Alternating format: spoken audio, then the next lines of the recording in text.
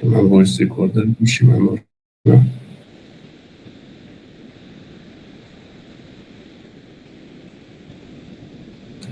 خب درود به همگی، امیدوارم خوب باشید.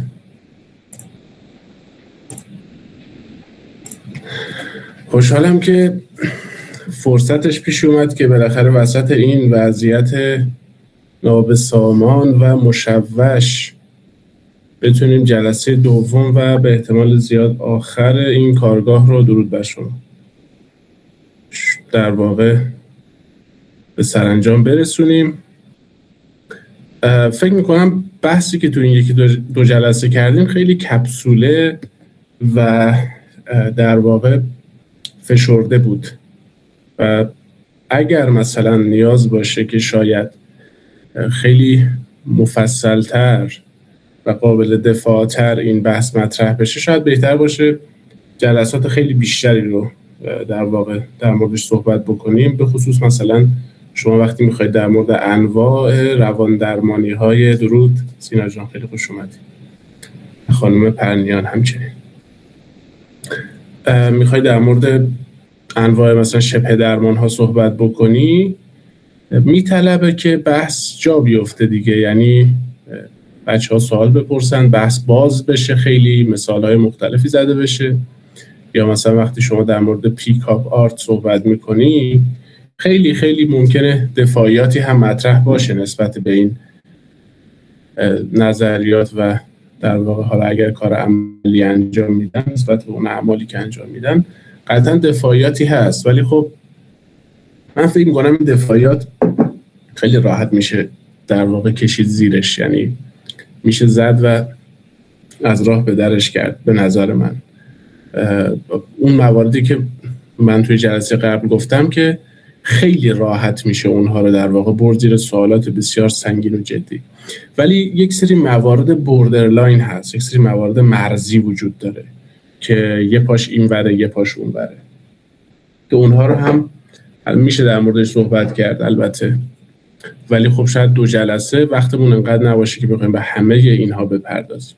صرفا اشاراتی میکنیم به خصوص اون هشدارهایی که در مورد شبه علم میدیم و اون روشمندی که اینها در واقع باهاش معمولاً پیش میرن، اون علت جذب شدن افراد، علت این که آدم‌ها به سراغشون میرن رو وقتی شما متوجه میشید تا حد خوبی میتونید یه مقداری هم اگه خودتون کنجکاو باشید مطالعه بکنید. حالا من سعی میکنم کتاب رو زودتر کاراشو انجام بدم که این کتاب رو هم به دستتون برسه و مطالعه بکنید، اونجوری خیلی بهتره، یعنی میافتید در واقع توی یک مسیر و اورینتیشنی که هرچی میرید جلوتر بیشتر متوجه میشید که اینها چقدر اوضاعشون خرابه.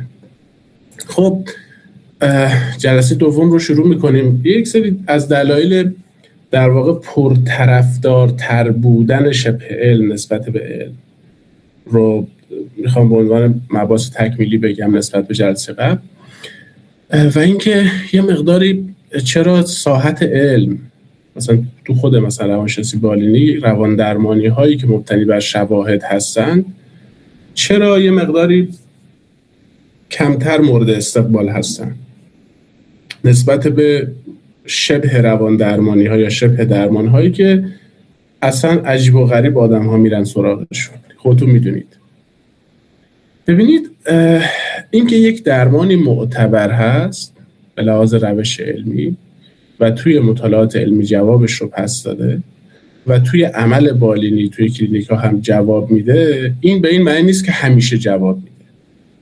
خب به خاطر اینکه شرایط روانی انسان ها یک سری متغیرها و معیارهایی داره که اینا دائما تغییرات جدی میکنن، خب و میتونن به یک سری از تریگرها، یک سری از محرک‌های دیگه در واقع واکنش‌های زیادی نشون بدن.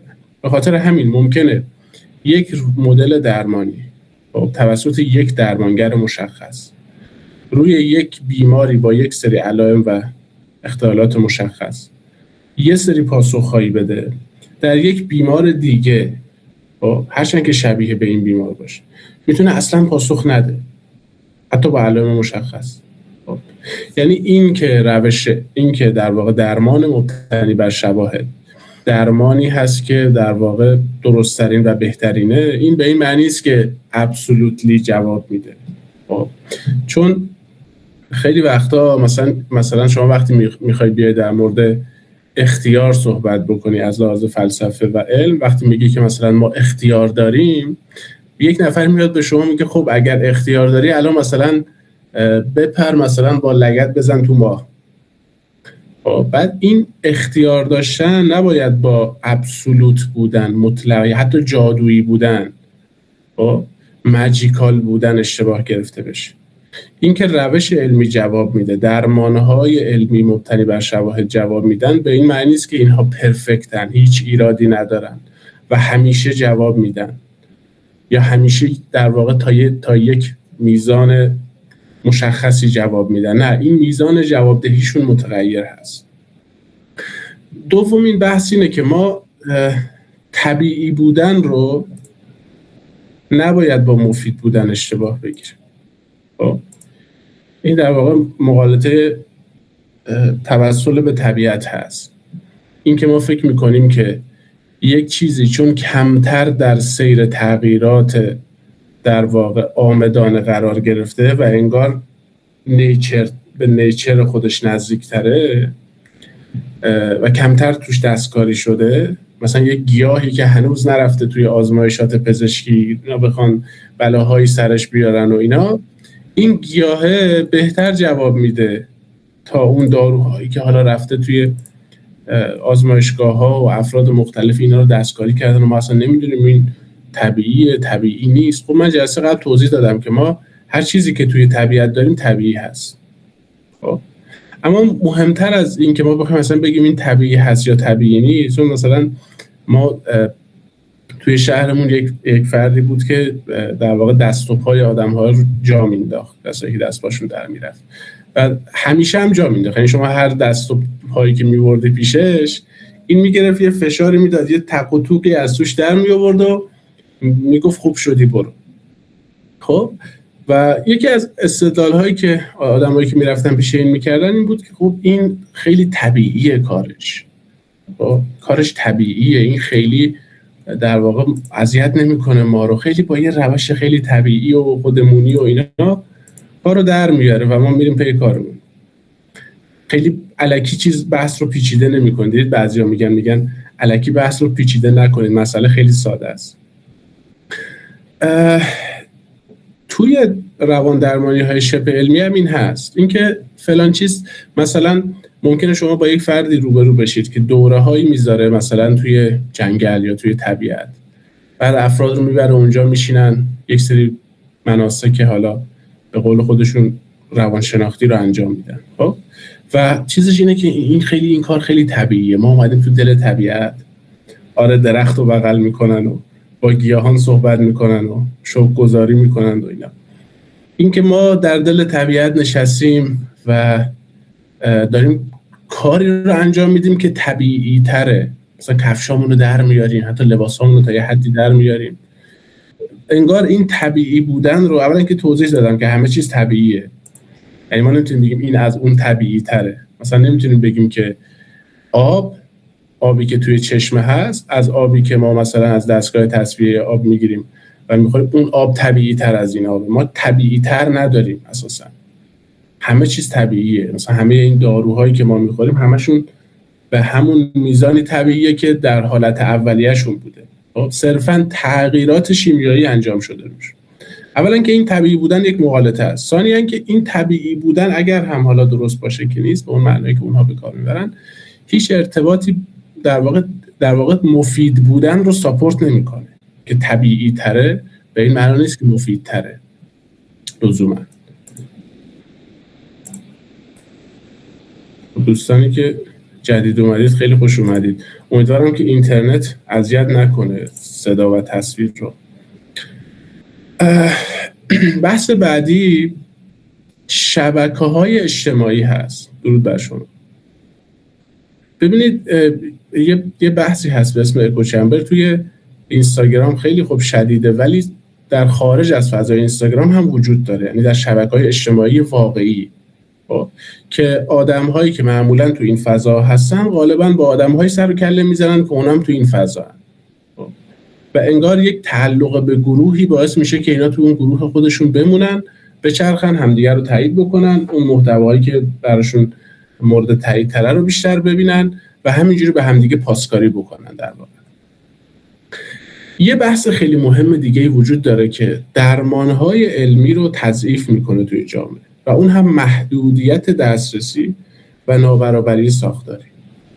ببینید این چیزی که من میگم هیچ ربطی به نظریه مارکس نداره، اون معنی که مارکس در مورد نابرابری طبقات اجتماعی حرف میزنه. این بحثی که من میگم متفاوته به این معنی که ببینید ما یک مشکلی داریم که روانشناسان خوب و روانشناسانی که حرفه‌ای هستن لزوماً پرزنتیشن خوبی ندارن، یعنی خوب نمیتونن خودشون رو ارائه بکنن.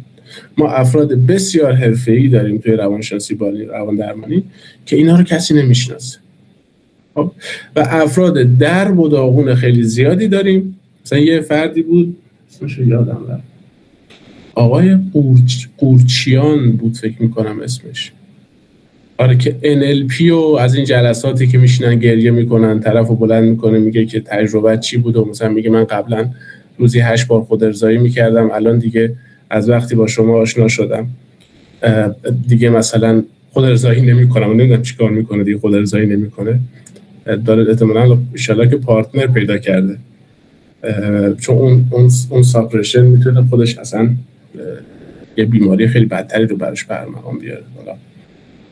این که بلند میشه گریه میکنه و بقیه بغلش میکنن و مثلا 3 میلیون خورده‌ای فکر میکنم فالوور داشت. آره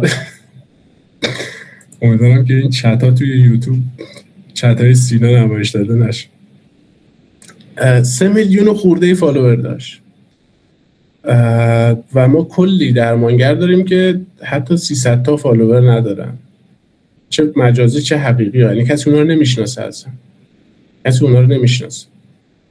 از طرفی سازمان نظام روانشناسی توی کشور ما از اون جایی که به نظر میرسه بیمه خدمات درمانی به طور کامل در چنگال مافیای پزشکی هست توی کشور ما، یعنی به احتمال زیاد، نمیگم من مطلعم و قطعی اینو میگم، ولی به احتمال خیلی زیاد نظام پزشکی کشور ما به صورت کاملا عامدانه یک جوری با بیمه خدمات درمانی خودش رو بسته که انگار هر چیزی که بخواد بره توی اون کانال بعد بره تو کانال سازمان نظام پزشکی، یعنی هیچ سازمان نظام دیگری رو انگار اجازه نمیده وارد اون بازی بشه. یک مافیای ثروت و قدرت دیگه. وقتی شما میخواید برید پیش روانشناس، وقتی برمی‌داره مثلا به شما میگه بابت هر 1 ساعت مثلا اینقدر به من بده، همه اون پول رو باید شما بدید.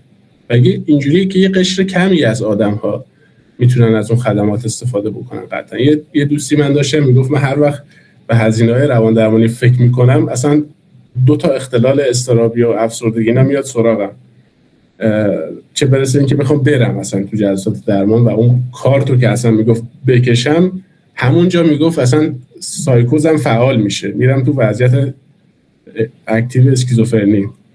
حالا به خنده میگفت ولی خب یه دردی پشتشه دیگه، به خاطر ضعف‌های ساختاری هست. از طرفی ببینید ما توی کشورمون نظارت مشخص و دقیق و آموزش مشخص و دقیقی وجود نداره. آدم‌ها نمیدونن واقعا روانشناس حرفه‌ای با روانشناس غیر حرفه‌ای چه فرقی میکنه. یه سری دلایل دیگه هم هست. ببینید ما کلی میایم به این شبه علمی‌ها گیر میدیم، ولی به خود روانشناسا هم باید گیر بدیم. ببینید خود روانشناسایی که کار حرفه‌ای میکنن، به خود روانشناسایی که پروانه اشتغال حرفه‌ای دارن و کار حرفه‌ای، چون ببینید هیچ کسی که معصوم نیست، یعنی اینکه یک نفری پروانه اشتغال حرفه‌ای داره، تجربه بالینی خوبی داره، مهارت بالینی خوبی داره و در یک جای معتبر کار میکنه و دارای تحصیلات دانشگاهی هست و شبه علمی هم نیست، این به این معنی نیست که این فرد هیچ وقت اشتباه نمیکنه. این به این معنی نیست که این فرد پاش نمیلغزه. این به این معنی نیست که این فرد یهو از یه جایی به بعد نره تو فاز این که حالا رنج آدم‌ها رو بکنه یک محلی برای بیزینس، اونم یک بیزینس عجیب و غریب. من شنیدم که یکی از روانپزشکای خیلی معروف دوره تربیت درمانگر جامعه CBT برگزار کرده، حالا یه همچین چیزی، یا مثلا دوره تربیت درمانگر فلان چیز. خب مثلا با یه هزینه مثلا 200 میلیون، 150 میلیون، 250 میلیون، یا مثلا یک روانشناس خیلی معروف قبلا اینو دیده بودن یه دوره 6 ساعته برگزار کرده بود 38 میلیون. خب مثلا فکر میکنم در مورد مقاومت در چی بود، کنترل خشم بود، چی بود. و خب این هزینه ها، این مبالغ اصلا مبالغ عجیب و غریبیه. یکی بعد حواسش به این قضايا باشه توی یک جامعه. ببینید این منظور من یک جامعه کمونیستی نیست ها، یک جامعه که دولت همه چیز رو نظارت و کنترل میکنه، اما جامعه ول هم که قرار نیست باشه. یعنی قرار یک حد تعادلی وجود داشته باشه. قرار نیست دولت چنبره بزنه روی همه مسائل، اما قرار نیست دولت همه چیزو ول کنه. یک سری سازمان‌هایی هستن که بعد بهشون واگذار بشه یک سری مسئولیت‌ها رو انجام بدن.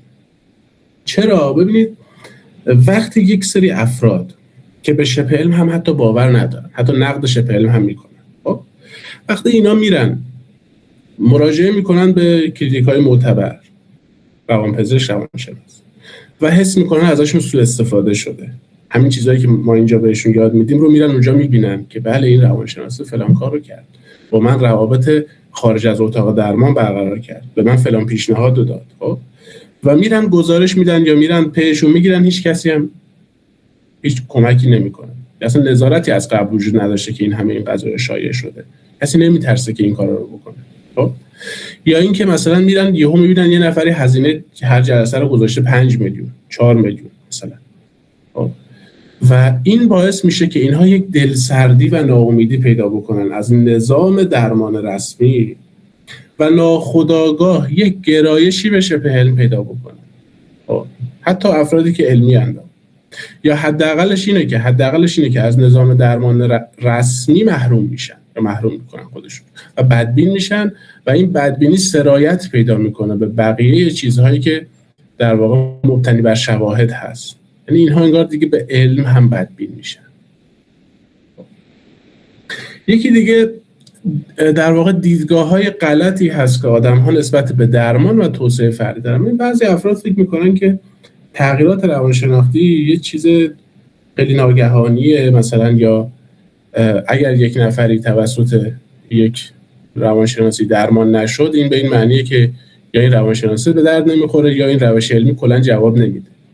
خب یا بعضی ها مثلا موقعی که توی جلسات زوج درمانی میرن مثلا خیلی این پیش میاد که مثلا طرف خانومش رو میاره یا شوهرش رو میاره، میگه مثلا آقای دکتر اینو درستش کن برای من. خب بعد مثلا میپرسی که خب چیکارش کنم، منظور یعنی چی که درستش کنم؟ میگه ببین اصلا نابوده، اینو من میذارمش اینجا میرم اینو بی زحمت درست کن تحویل من بده، من دیگه نمیتونم اینو تحمل کنم. خب یه انتظار عجیب و غریب و اینکه اون همه مشکلی که در روابطشون هست رو همه رو در افراد دیگه میبینن. خب این یک مقاومت عجیب و غریبی دارن نسبت به اینکه اجازه بدن که مداخله اصلا صورت بگیره. بسیاری از روانشناسا با این روبرو شدن که با بیماران یا مراجعین روبرو شدن که مراجع به خاطر تصورات غلطی که نسبت به درمان داره، یه تصورات جادویی و معجزه‌وار و عجیب و غریبی داره، نه حاضر تلاشی بکنه برای بهبود خودش و نه اصلا اجازه میده که اون روانشناس وارد دنیای روانیش بشه، نه مسئولیتی رو میپذیره، نه نگاهش به مسائل و مقاومتش اجازه میده. و اینا حالا من میدونم که اینا خیلی وقتا میرن توی طیف خودشون، میرن این مقاومت ها وقتی شدیده و سنگینه خودش میره توی طیف اختلالات شخصیت ها. یعنی مثلا همین فردی که میگم در واقع شوهرش رو یا خانمش رو آورده گفته اینو درست بکنی، خودش اختلال شخصیت پارانوید داشته. یعنی منظورش این بوده که من هیچ مشکلی ندارم، من همه این چیزایی که در مورد همسرم فکر میکنم درسته و این همسر منه که مشکل داره، باعث شده که من عدم اطمینان داشته باشم نسبت بهش.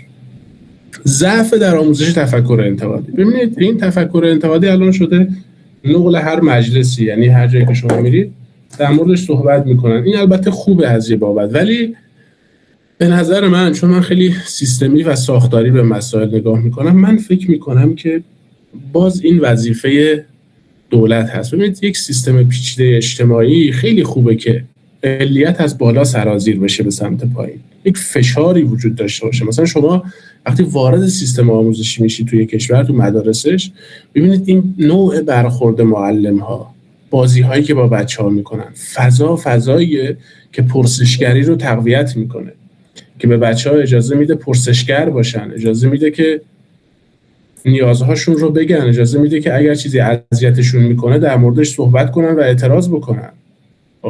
تفکر انتقادی به اینها یاد میده. و این یک مسئله نیست که صرفا شما فکر کنید با مثلا اینکه شما وقتی شد 40 سالتون، 30 سالتون، 35 سالتون یه دوره برید و تفکر انتقادی رو یاد بگیرید. انگار یک مسئله تربیتی هم هست، یعنی بعد این توی اون اتمسفر جامعه وجود داشته باشه، توی نهادهای آموزشی.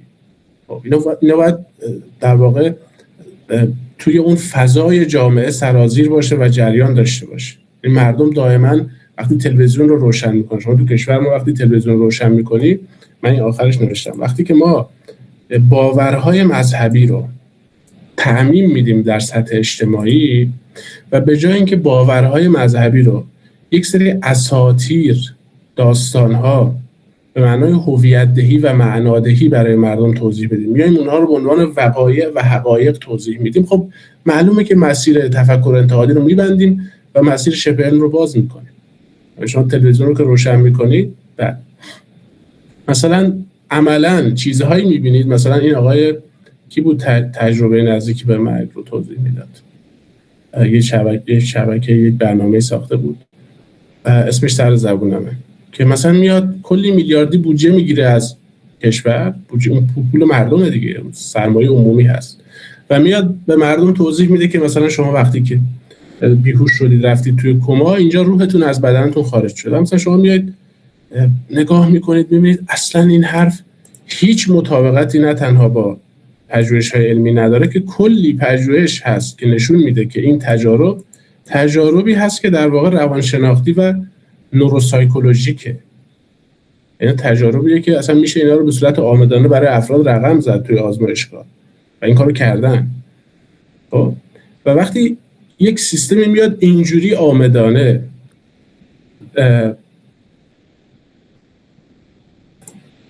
مفاهیم و مسائلی که بیشتر جنبه معنادهی و هویت دهی دارن، اونم بیشتر در سطح فردی، میاد اینها رو جمعی میکنه، حتی سیاسی میکنه، در واقع فرمول بندی میکنه اینا رو کلی سرمایه میذاره، برنامه‌ریزی میکنه، توی برنامه‌های آموزشی میذاره، توی استخدام‌ها میذاره، همه جا هر جا شما میرید در واقع با اینها روبرو میشید. اونجاست که نه تنها تفکر انتقادی رو ترویج نمیده، که عملاً داره تفکر انتقادی رو تضعیف میکنه.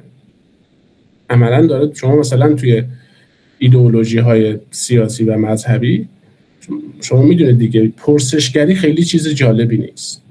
یعنی پرسشگری باید پرسشگری کنترل شده باشه، یعنی یک پرسشگری محدود در یک چارچوبی. شما باید درون دینی در ادبیات اون در واقع اون تاپیک باید بحث بکنید، که بخواید برید خارج و از خارج بهش حمله بکنید، همچین چیزی رو مجاز نیستید انجام بدید.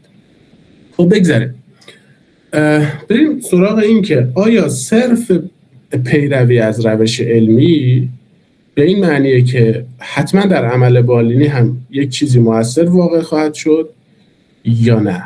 ببینید کلا ما توی فلسفه علم، تو روانشناسی بالینی یک گپ خیلی بزرگی داریم که بهش میگن گپ بین تئوری و عمل بالینی، و این گپ خیلی پر سر و صدا هست، یعنی خیلی دارن روش کار میکنن. ببینید مثلا ممکنه شما با یک روشی آشنا بشید به اسم روش در واقع کاتارسیس یا تخلیه هیجانی، خب نه به اون معنای روانکاوانش، به اون معنایی که بوشمن به کار می‌برد، و ایشون معتقد بود که میشه مثلا این انرژی های منفی درون روان رو تخلیه کرد. خب تا حد زیادی هم ابطال پذیر بود و البته که ابطال هم شد این نظریه. خب یعنی یک فرضیه‌ای وجود داره توی علم که این فرضیه داره از روش علمی پیروی میکنه، یعنی ابطال پذیر هست، این رو میشه آزمایش کرد، این رو میشه در واقع تست کرد، آزمایش کننده‌های مختلفی میتونن به صورت مستقل تکرار بکنن، این یعنی که داره از روش علمی پیروی میکنه. اما اینکه نتیجهش چی میشه مهمه. اینکه صرفا یک چیزی از روش علمی پیروی میکنه، مثلا همین کاتارسیس، میتونه در واقع در نهایت شما به این نتیجه برسید که نه اتفاقا این که شما یک فردی که پرخاشگری داره، افرادی پرخاشگری دارن رو بیاد با این روش باشون کار بکنید، حتی پرخاشگریشون کاهش پیدا نمیکنه که هیچی، ممکنه افزایش هم پیدا بکنه. خب ولی از روش علمی داره پیروی میکنه این فرضیه. اما همین فرضیه توی روانکاوی کلاسیک اون بحث ابطال پذیری رو نداره. یعنی روانکاوی کلا یک جوری چیده شده، روانکاوی فرویدی، که کلا ابطال پذیر نیست. مثلا شما اگر یک فردی که توی کودکی آسیب دیده و این رو میبرید توی کاتارسیس و تخلیه هیجان، ولی این باور غلطیه ها، این باور خرافی که ما روان رو فکر کنیم یک سری تجارب غلطی یا در واقع دردآوری که این فرد داشته، اینها انرژی های منفی، مثل یک دودی که توی دودکش هست و یه قسمتی از دودکش رو مثلا سیاه کرده، این سیاهی رو بعد ما خارج کنیم، یه فشاری بیاریم، فشار هوایی به این دودکش که این سیاهیه مثلا خارج بشه بیاد بیرون. خب ما الان دیگه میدونیم این کلا مثلا این پیشفرض غلطیه. این نگاه به روان یک نگاه مبتنی بر فیزیک نیوتنی هست و این نگاه غلطیه. ولی با همین نگاه ممکنه یک فرد این فرضیه رو علمی مطرح بکنه اما نتیجه نداشته باشه، یعنی ادعایی که میکنه بی نتیجه باشه ولی پیروی بکنه از روش علمی. ببینید اما تو یک روش دیگه مثل روانکاوی کلاسیک اصلا علمی نباشه، یعنی ابطال پذیر نیست. شما اگر به یک روانکاوی بگید که چرا شما با کاتارسیس نتونستی ترومای مثلا این دختر یا این پسر یا این کودک رو حل بکنی، به شما میگه که این به خاطر جواب ندادن روش کاتارسیس من نبود، به خاطر این بود که این فرد مقاومت زیادی داشت، اجازه نداد ما خیلی عمیق بشیم. خب یعنی دائما بار مسئولیت رو جابجا میکنه. خب البته میشه به روانکاوی کلاسیک مثلا 100 سال پیش حق داد که علمی هم نباشه ها توی اون روزگار، ولی این که تو قرن 2021 هنوز ما درمانهایی داریم، درمانهای عجیب و غریبی من شنیدم، مثلا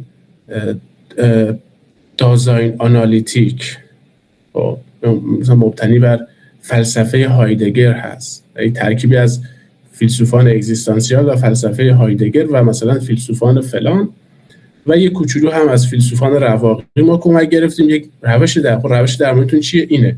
خب شواهد تجربیش چیه؟ خیلی شواهد تجربی مثلا زیادی نداره. بعد نگاه می‌کنیم می‌بینید خب هیچ شواهد تجربی نداره. حتی خیلی از اینا از روش علمی پیروی نمی‌کنه.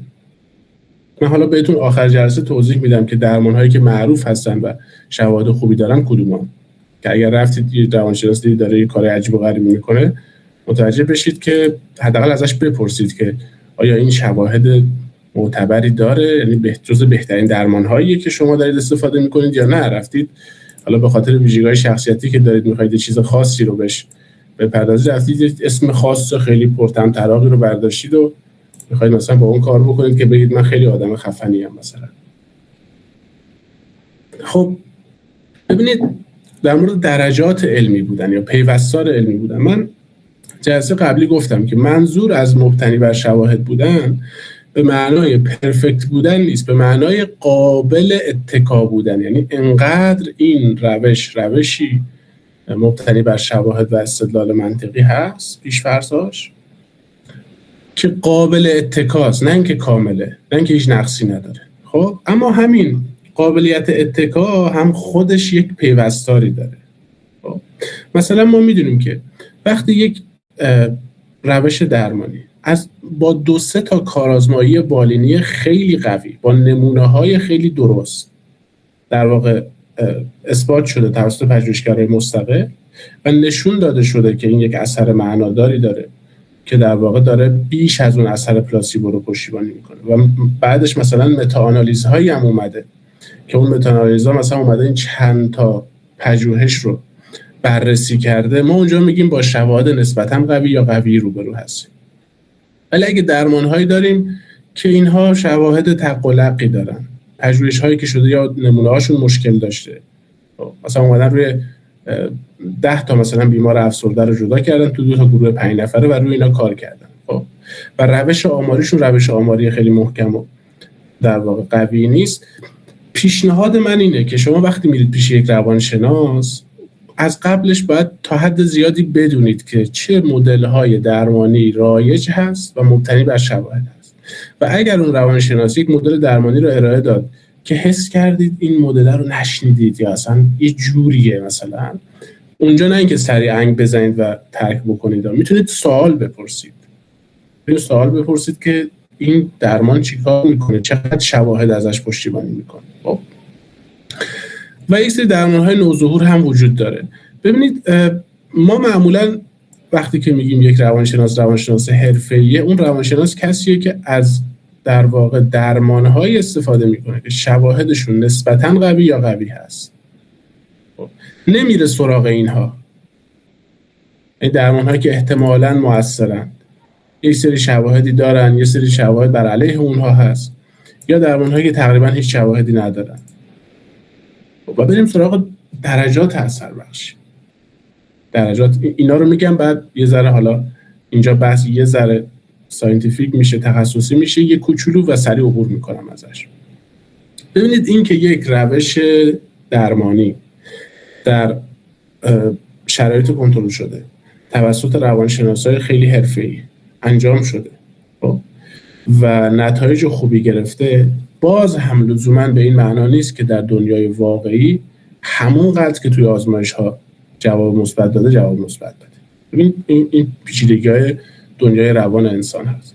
ثانیاً وقتی میگن یک درمانی اثر بخشه، اندازه اثرش مهمه. اندازه اثرش رو اختلالات مختلف هم متغیره. به خاطر همین روان درمانگری که حرفه‌ایه میدونه که باید مثلا 1 2 تا یا 3 تا یا 2 تا مثلا روش درمانی رو انتخاب بکنه که معتبرترین ها و جامع ترینند تو اون حیطه تخصصی. مثلا اگر روی زوج کار میکنه یا روی کودک کار میکنه یا روی مثلا در واقع خانواده کار میکنه یا مثلا روی افراد بیشتر تمرکز داره، به صورت فرد مثلا منفرد کار میکنه، باید بدونه که از چه مدل‌های درمانی استفاده بکنه که هم پوشش‌دهی بهتری دارن و هم میتونه در واقع بگه که اینها جزء بهترین ها هستن. و از طرفی با شخصیت درمانگر و با شخصیت مراجع و با تجربه بالینی که داره بخونه. یعنی اگر یک درمانگری رفت یک مدل مبتنی بر شواهدی رو پیدا کرد و دید این در مسیر درمانش اون انگار اون روان درمانی نیست که این میخواد باش کار بکنه، انگار نمیخوره با شخصیتش، انگار ازش نتایج خوبی نمیگیره، دیگه نباید بشینه بگه که کلی شواهد هست که از این پشتیبانی میکنه. به نظر میرسه که باید تجدید نظر بکنه دیگه، بعد بره سراغ درمان‌های دیگه‌ای که مبتنی بر شواهد هست. ببینید ما وقتی میخوایم اعتبار روش شناختی در واقع یک مدل درمانی رو توضیح بدیم، خیلی نظرات افراد برامون خیلی مهم نیست در وهله اولیه. این که مثلا یک فردی میاد میگه که من حس میکنم اگر این کارو بکنید حالتون بهتر میشه، این خیلی چیز مهمی واقعا نیست، خیلی حرف عجیب و غریبی نیست. خب و اینکه یک جایی هم مثلا یک درمانی یک مشکلی داشته، این هم به معنای این نیست که اون درمان کار نمیکنه. ما وقتی در مورد درمان صحبت میکنیم در مورد یک خوشه‌ای، در مورد یک کلیتی صحبت میکنیم و قبول دارم که بعضی جاها هم مرز بین علم و شبه علم یک مقداری مبهمه، اما این ابهام هم قطعا به این معنی نیست که ما نمیتونیم بفهمیم. خب چطور روانشناس و درمانگر معتبر رو پیدا بکنیم؟ ببینید اولا من اینو بگم که توی فضای روانشناسی کشور ما در این که ما روان درمانگر زیاد داریم، حالا نمیشه گفت زیاد، مثلا روان درمانگر به اندازه کافی به نظرم داریم، اما به صورت میانگین روان درمانگران خوبی نداریم. به صورت میانگین روان درمانگرای خوبی نداریم. یعنی ما میتونستیم اگر یک سری کارهایی رو میکردیم میتونستیم این میانگین رو ببریم به سمت بالاتر، یعنی روان درمانگرای بهتر، حرفه‌ای‌تر، قوی‌تری داشته باشیم. اینکه چرا نداریم بحثش مفصله. خب حالا ما چجوری باید چیکار بکنیم که یک سری در واقع حداقل‌ها رو بتونیم در نظر بگیریم که دیگه بتونیم به این فکر بکنیم که من دیگه وقتی رفتم پیش این کلاهبردار نیست و حالا خودم هم باز وقتی رفتم تو جلسات اول حواسم هست که این چیکار میکنه، چجور روانشناسیه، حالا میگم که چه چیزایی نباید داشته باشه، چجوری باید باشه و چجوری نباید باشه. خب اولین چیز اینه که این فرد از فیلتر سازمان نظام روانشناسی اون کشور عبور کرده یا نکرده. اگر عبور نکرده و دانشجو هست، حداقل باید دانشجو ارشد باشه و حداقل باید زیر نظر یک سوپروایزر حرفه‌ای در حال کار باشه و بعد اینو به شما بگه. یعنی روانشناسی که تحت نظر سوپروایزر هست باید به شما بگه که من تجربه بالینی کمی دارم و زیر نظر سوپروایزرم. خب و شما وظیفه دارید که در وهله اول از اون روانشناس پروانه یا شماره نظامش رو بخواید و بهش بگید که آیا شما پروانه تخصصی اشتغال دارید، پروانه فعال ها، نه پروانه‌ای که مثلا 15 سال پیش گرفته 12 سال پیش تاریخش تموم شده، نه، پروانه فعال آیا دارید یا نه. اگر ندارید آیا تحت یک مرکز معتبر و یک سوپروایزر معتبر دارید کار میکنید یا نه. همینجوری برای خودتون نشستید دوره هم مثلا یه خونه اجاره کردید. تو یه دوستی من دارم خیلی شوخه میگفت که به نظرتون میشه که مثلا یه خونه ای ما بگیریم مثلا اینجا یه سری خدمات درمانی ارائه بدیم. گفتم واقعا دمت گرمه، یعنی من این همه خودم توضیح میدم، حالا اینا رو که بیشتر به شوخی میگن ولی خیلی از آدما، ولی خب واقعا این گرایش وجود داره توی آدما، این که ما بریم یه چیزی رو یه ذره یاد بگیریم بعد بریم یه گوشه‌ای بشینیم حالا کار بکنیم. شاید جواب داد. مثلا من افرادی رو میشناسم توی همین کشور خودم که این فردی رو میشناسم، همه مشخصاتش رو میدونم، همه زندگیش رو میدونم که این کی بوده، از کجا اومده، خب که این دیپلم نداره.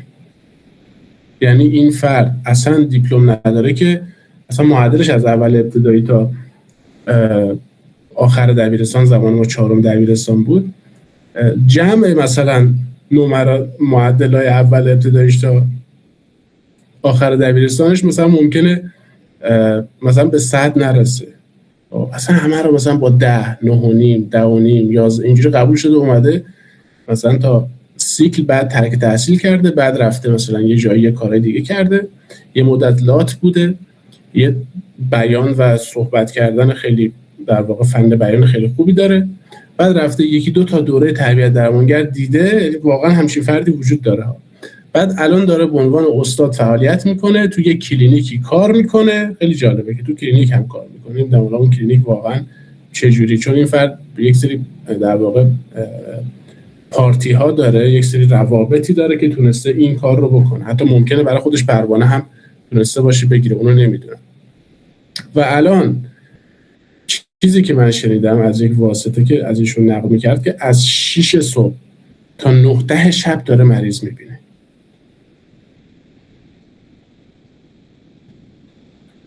نه این که دیگه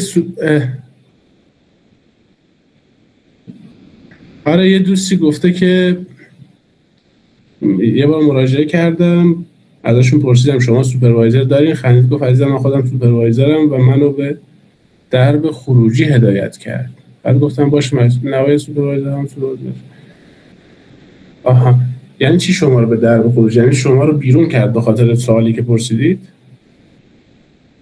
یعنی واقعا یه روانشناسی به خاطر اینکه شما ازش پرسیدید که آیا مثلا شما سوپروایزر دارید یا شما مثلا خودتون تراپی میرید، مثلا به خاطر یه همچین چیزی شما رو بیرون کرد، مثلا به سمت در خروجی هدایت کرد؟ نفهمیدم یعنی چی. خیلی عجیبه برام واقعا. چیزایی آدم میشنوه که فکر میکنه هر چیزی رو میشه انتظار داشت. خب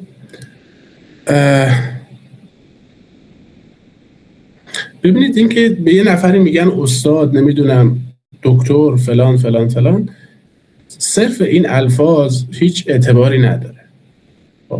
از اون جایی که خب شما میدونید در نهاد انسان یک تمایل به فریبکاری، تمایل به درآوردن پول از هر صورتی که ممکنه هست و ما باید برای سلامت روان خودمون ارزش قائل بشیم و اقداماتی که در واقع حداقل ها هست رو حتما انجام بدیم.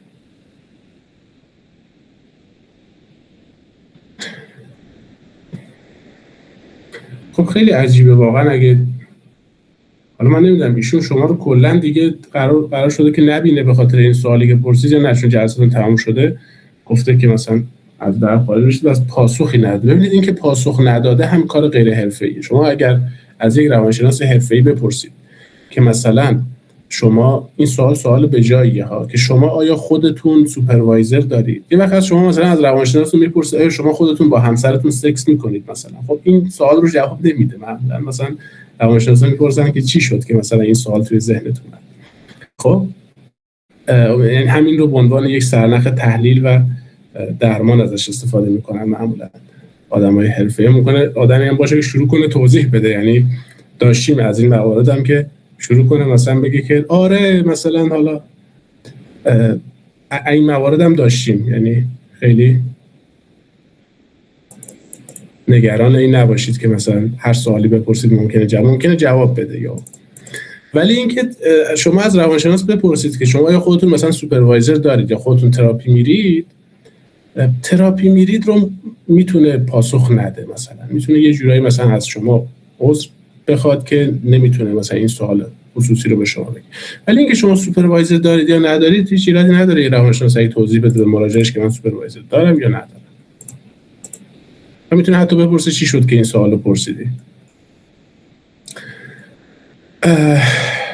اوکی. ببینید وقتی شما از یک روانشناسی میپرسید آیا شما عضو سازمان نظام روانشناسی هستید، و چون این عضو سازمان نظام روانشناسی بودن چیز مهمی نیست، عضو انجمن روانشناسی امریکا بودن این اصلا چیزای مهمی نیست. اینا رو هر آدمی ظرف مثلا 10 دقیقه 20 دقیقه میتونه عضویت در انجمن روانشناسی امریکا و ایران و همه کشورها رو بگیره. این اصلا هیچ اعتباری نداره.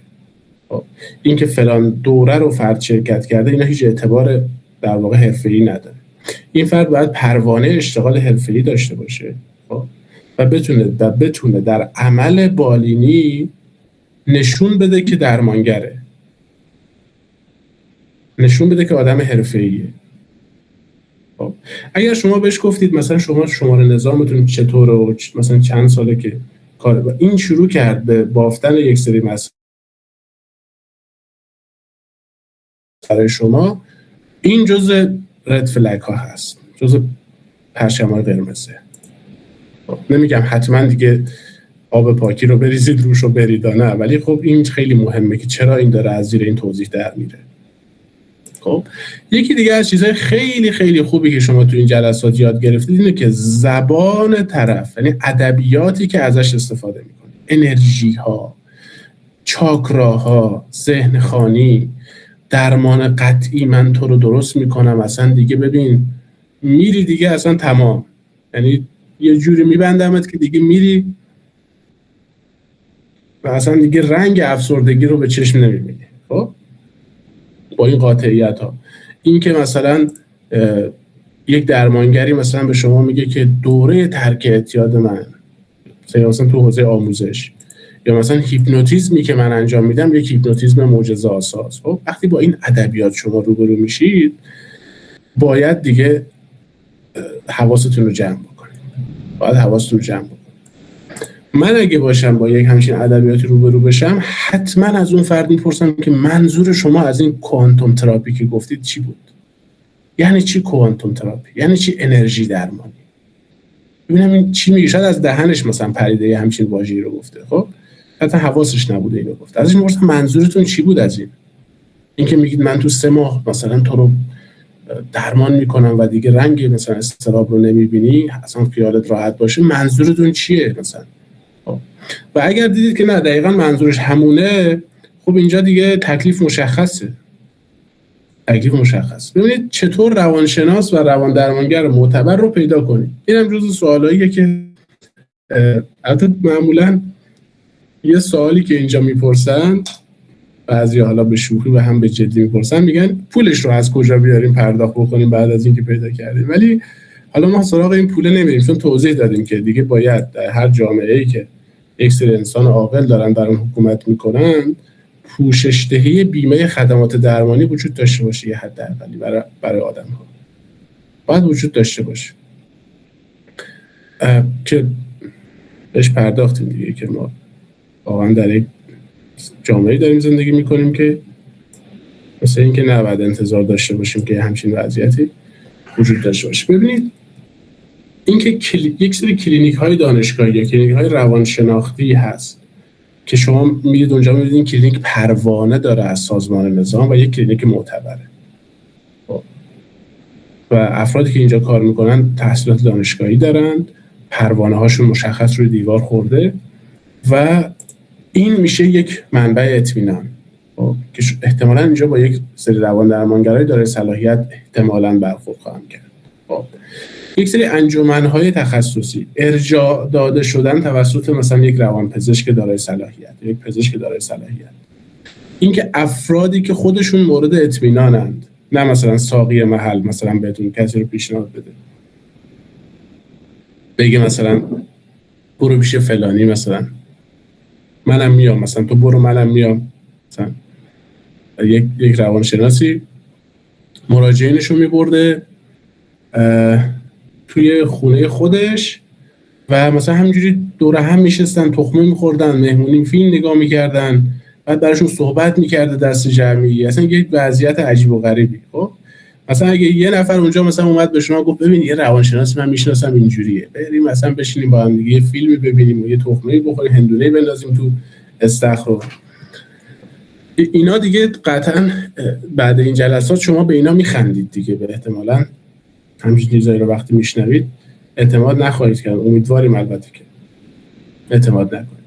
ببین سرچ در فضای مجازی هم خوبه، اما حواستون باشه که اینکه یک فردی خیلی خوب صحبت میکنه، خیلی خوب مفاهیم رو ارائه میده. من داشتم با دوستی بحث میکردم، گفتم ما کلی آدم باسواد داریم که اینا قشنگ صحبت نمیکنن، خیلی آدمایی نیستن که اصلا زیاد بخوان توی عموم ظاهر بشن، خیلی خودشون رو پرزنت ارائه بکنن، اهل مثلا اینکه توضیح بدن، بیان پشت دوربین، اهل این چیزا نباشن. آره این روانشناسه که مهمونی میگیره گفتم خیلی وسوسه برانگیزه. آره به هر حال اینا هست دیگه. حالا اما ملاک رو بر این بذارید که این فرد آدمی هست که صلاحیت حرفه‌ای قانونی داره و وقتی هم که میرید پیشش نگید که دیگه آره من تو فضای مجازی دیدم این چقدر خوب صحبت میکرد، دیگه اوکیه من میرم و دیگه خدا بزرگه و ببینیم چی میشه. یعنی همچنان وقتی جلساتتون رو شروع میکنید شما هم باید درمانگر رو ارزیابی بکنید، ببینید اصلا این توی چه فضایی هست. شاید اصلا مدرکش جعلی باشه، شما از کجا میدونید؟ اینجا نوشتم بیشتر از اون که روش آشنایی مهم باشه، باید شما به نشانه‌های هشدار، تخصص و صلاحیت بالینی و سوادی که خودتون دارید درباره روانشناسی حرفه‌ای تکیه بکنید. الان میگم که حالا یک روانشناس توی جلسات معمولاً چجوری برخورد میکنه. این الان توضیح میدم. یک روانشناس دارای صلاحیت. ببینید یک روانشناسی که دارای صلاحیت هست دائما تلاش میکنه که از بهترین شواهد علمی موجود استفاده بکنه، به جای اینکه هی من بکنه، هی بگه من اینجوریم، من این کارا رو کردم، من این تجارب رو دارم، من اینجوری موفق شدم، مسیرهای موفقیتی که من رفتم، به جای اینکه بره سراغ این مسائل بیشتر در مورد روش درمانیش صحبت میکنه. به احتمال خیلی زیاد در جلسات اول و دوم در مورد روش درمانیش با شما صحبت میکنه. اون روانشناس حرفه‌ایه که به شما میگه که من از این روش درمانی استفاده میکنم و از شما میپرسه، در ادامه میگم که هدف شما از اومدن اینجا چیه، شما برای چی اومدید. یک در واقع پروانه اشتغال خودم رو گذاشتم اینجا که یه نمونه پروانه اشتغال ببینید. یک نمونه پروانه اشتغال ببینید. اینکه یک پروانه اشتغالی وجود داره، یک شناسه داره، شماره پروانه داره، تاریخ صدور داره و تاریخ اعتبار داره. و این QR کدی که اینجا هست رو اگر شما در واقع سرچ بکنید توی اینترنت میبره شما رو توی سایت سازمان نظام روانشناسی و اونجا میتونید سوابق این فرد رو ببینید.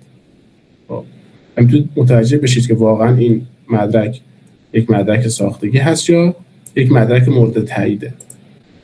اگر روانشناسی هست که میگه که من خیلی اهل این جیگولک بازی ها نیستم و من نمیخوام خیلی این مسائل اصلا چیزهای مهمی نیست و سخت نگیر و اینا رد فلگه، خیلی سخت نگیر، حالا چیزی نیست، مثلا مگه حتما به پروانه داشتنه، مگه حتما به مدرک تحصیلیه، اینا همه رد فلگه که میگه مثلا نمیدونم مگه اونایی که پروانه دارن. ببین اینا استدلال‌های بسیار غلطی ها.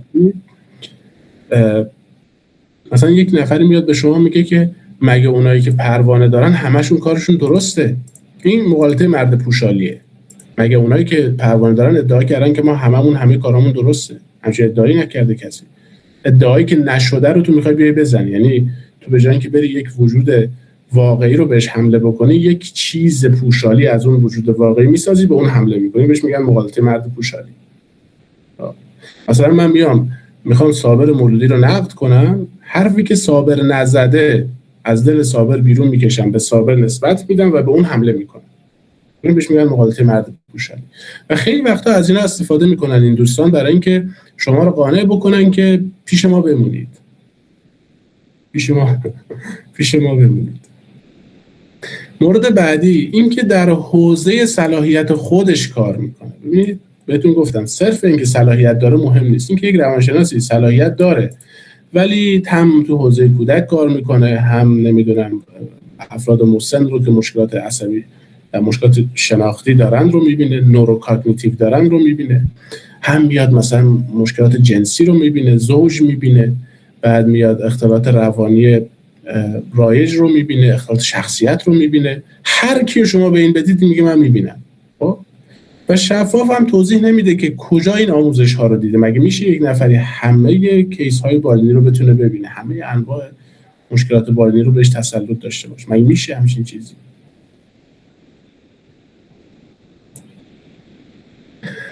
یکی دیگه از خصوصیت های یک درمانگر حرفه‌ای تواضع بالینیه.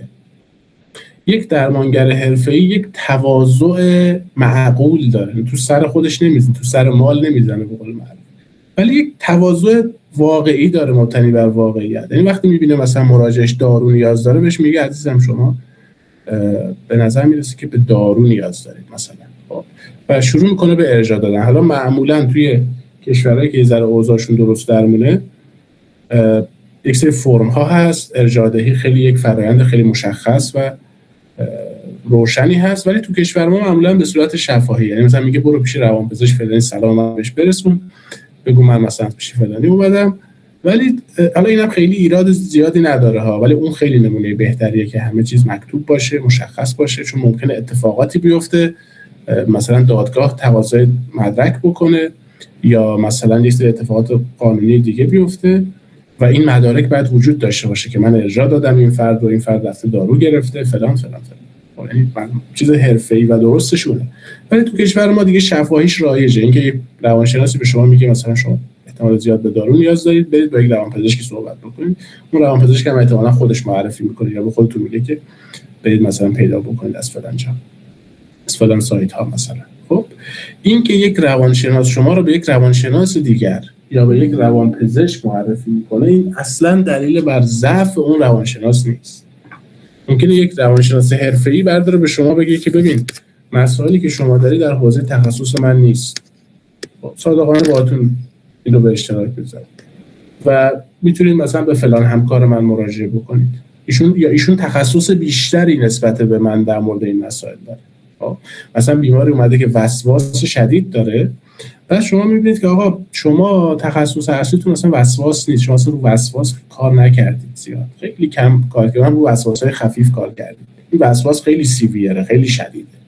خب اونجاست که شما به این فرد میگید که ببین فلان همکار من اصلا تخصصش وسواسه، برو پیش اون.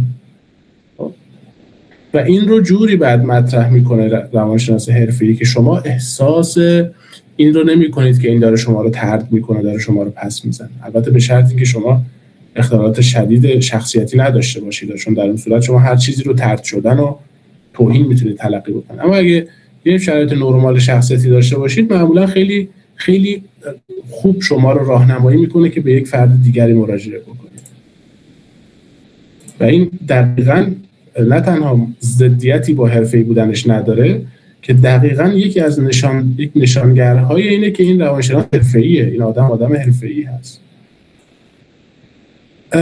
این که از یک سری ادبیات، اینو گفتم البته، از یک سری ادبیات خاصی استفاده نمی‌کنه. مثلا به شما نمیگه تو اگر در واقع همونی هستی، هر چیز که اندر پی آنی آنی، مثلا از این کلمات شعرگونه استفاده نمی‌کنه بیجا. یه جاهایی ممکنه مثلا یک روانشناس بشینه به شما بگه که بیا فلان شعر رو با هم به خاطر فلان تکنیکی که در فلان جلسه رسیدیم مثلا به یک وضعیت، این رو با هم دیگه بررسی بکنیم و این رو ربط بده به شرایط روانی شما. ممکنه از قصه ها، از اشعار استفاده بکنه، اما آره این که تو به هر چیزی که فکر کنی همون میشه و هر چی که بخوای خواستن توانستن و از این حرفای بی خود نمیزن. مورد بعدی این که رابطه درمانیش یک رابطه درمانی همدلانه است با شما رو قضاوت نمی‌کنه، به شما با زبان اهانت، ببینید اهانت می‌دونید منظور چیه؟ این که مثلا شما رفتید پیش یک روانشناس، بعد مثلا عینکش رو اینجوری گذاشته پایین، شما که حرف میزنید مثلا یه نگاهی به شما میکنه و مثلا با یه لحنی که مثلا آره مثلا بعد شروع میکنه مثلا باز به نوشتن، 2 دقیقه با گوشیش تایپ میکنه، مثلا میگه یه لحظه وایسا من خانومم زنگ زده باهاش صحبت بکنم، مثلا اون فیلم پایتخت مثلا دنبال پشه میده و میره. این اون در واقع رابطه غیر حرفه‌ای است. یک حسه، شما یه حسی از این فرد میگیرید که انگار شما رو داره تحقیر میکنه، انگار اصلا شما اهمیتی ندارید، مثلا با دمپایی میشینه، پاشو میندازه رو پاش، تخمه مثلا میخوره. خب حالا همدلی در واقع به معنی امپاتی، یعنی اینکه هیجانات شما به نظر میرسه که برای این آدم مهمه، تجاربتون براش مهمه، کنجکاوه که در مورد شما بیشتر بدونه، شما رو درک میکنه.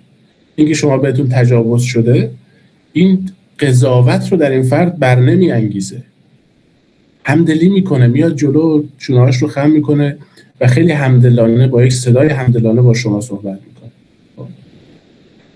شما رو در واقع با خودش در یک فضای رقابت و ضدیت قرار نمیده.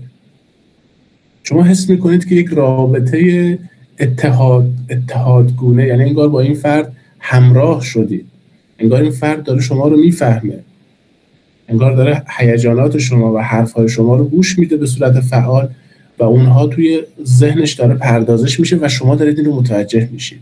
نه اینکه این فرد مثلا حواسش پرت شده داره چرت میزنه، یا اصلا وقتی فلان مسئله رو شما میگید با یک دیدی که مهم نیست، مثلا شما میگید که من موقع 7 سالم بود بهم تجاوز شده، مثلا حالا مهم نیست، مثلا بریم سراغ مسئله بعدی.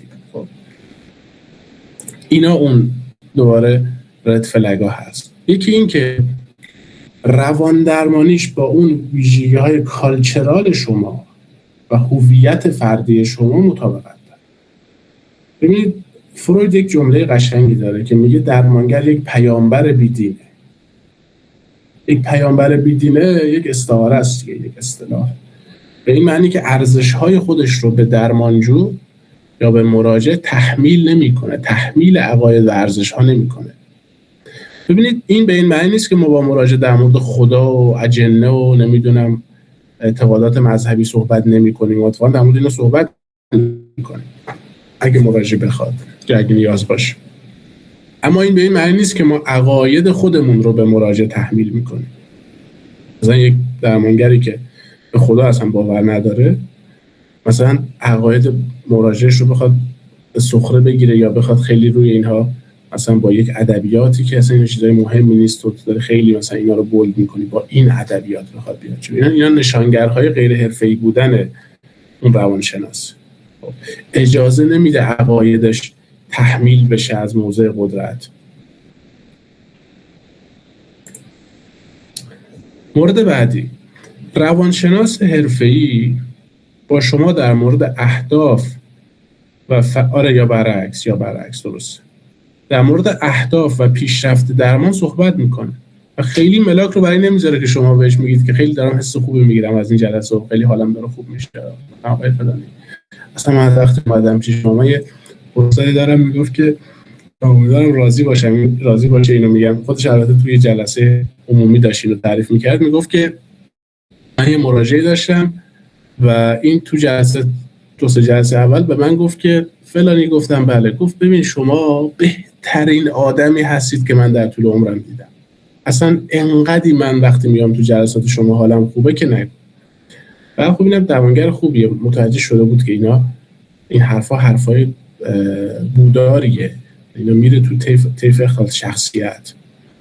بعد گفته بود، حالا همدلی کرده بود و پرسیده بود و پرسیده از جلو، میگفت این دو سه جلسه که گذشت مامانش به یا خانواده‌اش مثلا به اون کلینیک ما زنگ زدن یا به من پیام دادن، من دقیقاً یادم نیست، دارم نقل به مضمون میکنم، بعد چند جلسه که بچه ما خودکشی کرد، اقدام به خودکشی کرده و الان نمرده ولی تو بیمارستان بستریه و ما بهش گفتیم چرا این کارو کردی؟ گفته آقای دکتر فلانی یا خانم دکتر فلانی باعث شد که من از پارتنرم فاصله بگیرم، از دوست دخترم یا دوست پسرم، و این فاصله باعث شد که من اقدام به خودکشی بکنم.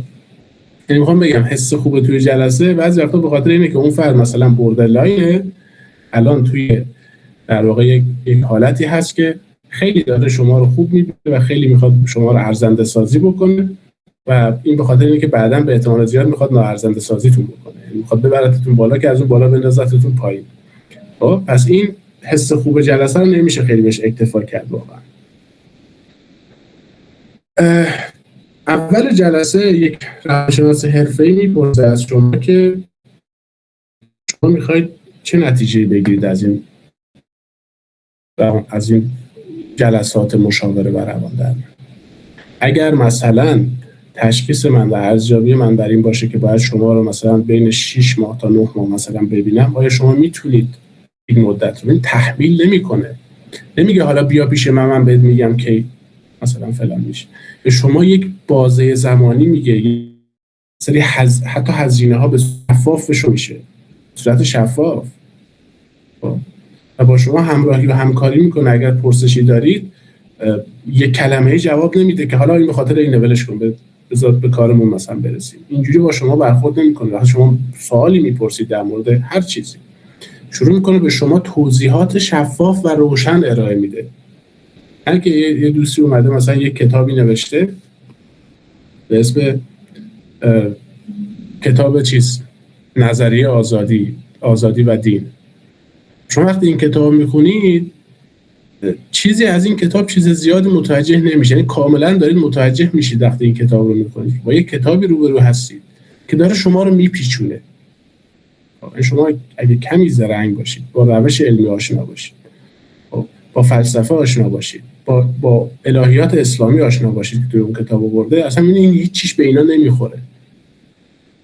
این سراسر ابهام، پیچوندن، مغالطه به جای استدلال کردن و اتکا کردن به یک سری شواهدیه که خودش اصلا محکم نیست و ترکیب کردن مسائلی با همه که این مسائل با هم نمیخونن. وقتی شما از روانشناس سوال میپرسید که مثلا هزینه ها به چه صورت هست، اون روانشناس به شما توضیحی رو میده که شفافه و مشخصه، نمیپیچونه شما رو و این به شما حس خیلی خوبی میده. یعنی شما حس میکنید که این روانشناس داره با شما صادقانه صحبت میکنه، اهداف درمان رو بهتون میگه، پیشرفت ها رو باهاتون چک میکنه هر چند وقت یک بار. خب این رو هم که گفتم. رازداری، ببینید رازداری یکی از مهمترین اصول روان درمانی و مشاوره هست. ببینید یه چیزی، حالا این کامنتی که من گرفتم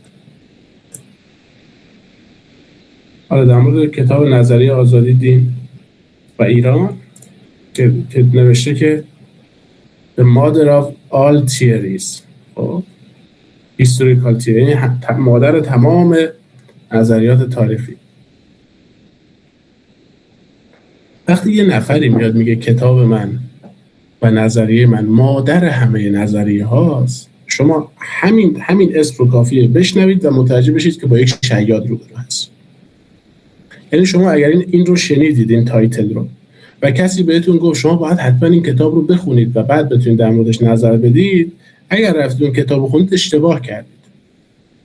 وقتی یک نفری میاد اینقدر در موضع خودشیفتگی نشسته که مثلا میاد میگه رویکرد درمانی من اصلا مادر همه رویکردهای درمانیه و همه چیز در این هست، همه چیز رو من در این آوردم، شما مطمئن باشید که یا با یک شیاد روبرو هستید یا با یک فرد بسیار نادان و ناآگاه روبرو هستید. این خیلی خطرناک. یه دوستی یه سوالی پرسیده بود.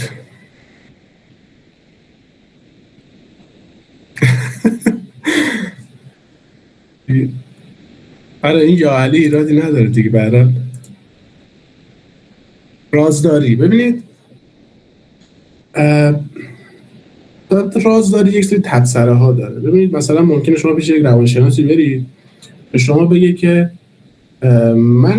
من یک مراجعی داشتم پارسال پیش من میومد، اسمش هم به شما نگه، هیچ اطلاعاتی ازش در موردش به شما نده، صرفا یه مثالی بزنم. مثلا یه مراجعی داشتم قبلا در مورد مادرش یه مسئله اینجوری داشت و این فکر رو میکرد و باش مثلا این مسئله رو رفتم جلو و اینجوری شد، مثلا به این نتیجه رسید. شما نمیدونید اون فرد کی هست، نمیدونید دقیقاً کی اومده اینجا، نمیدونید اطلاعات بیشتری در مورد این دارید که مثلا چیکار میکرده، کارش چی بوده، فقط یه چیز کلی در مورد یه مراجعه به شما میگه. این رازداری رو نقض نمیکنه. این رازداری رو لزوما نقض نمیکنه.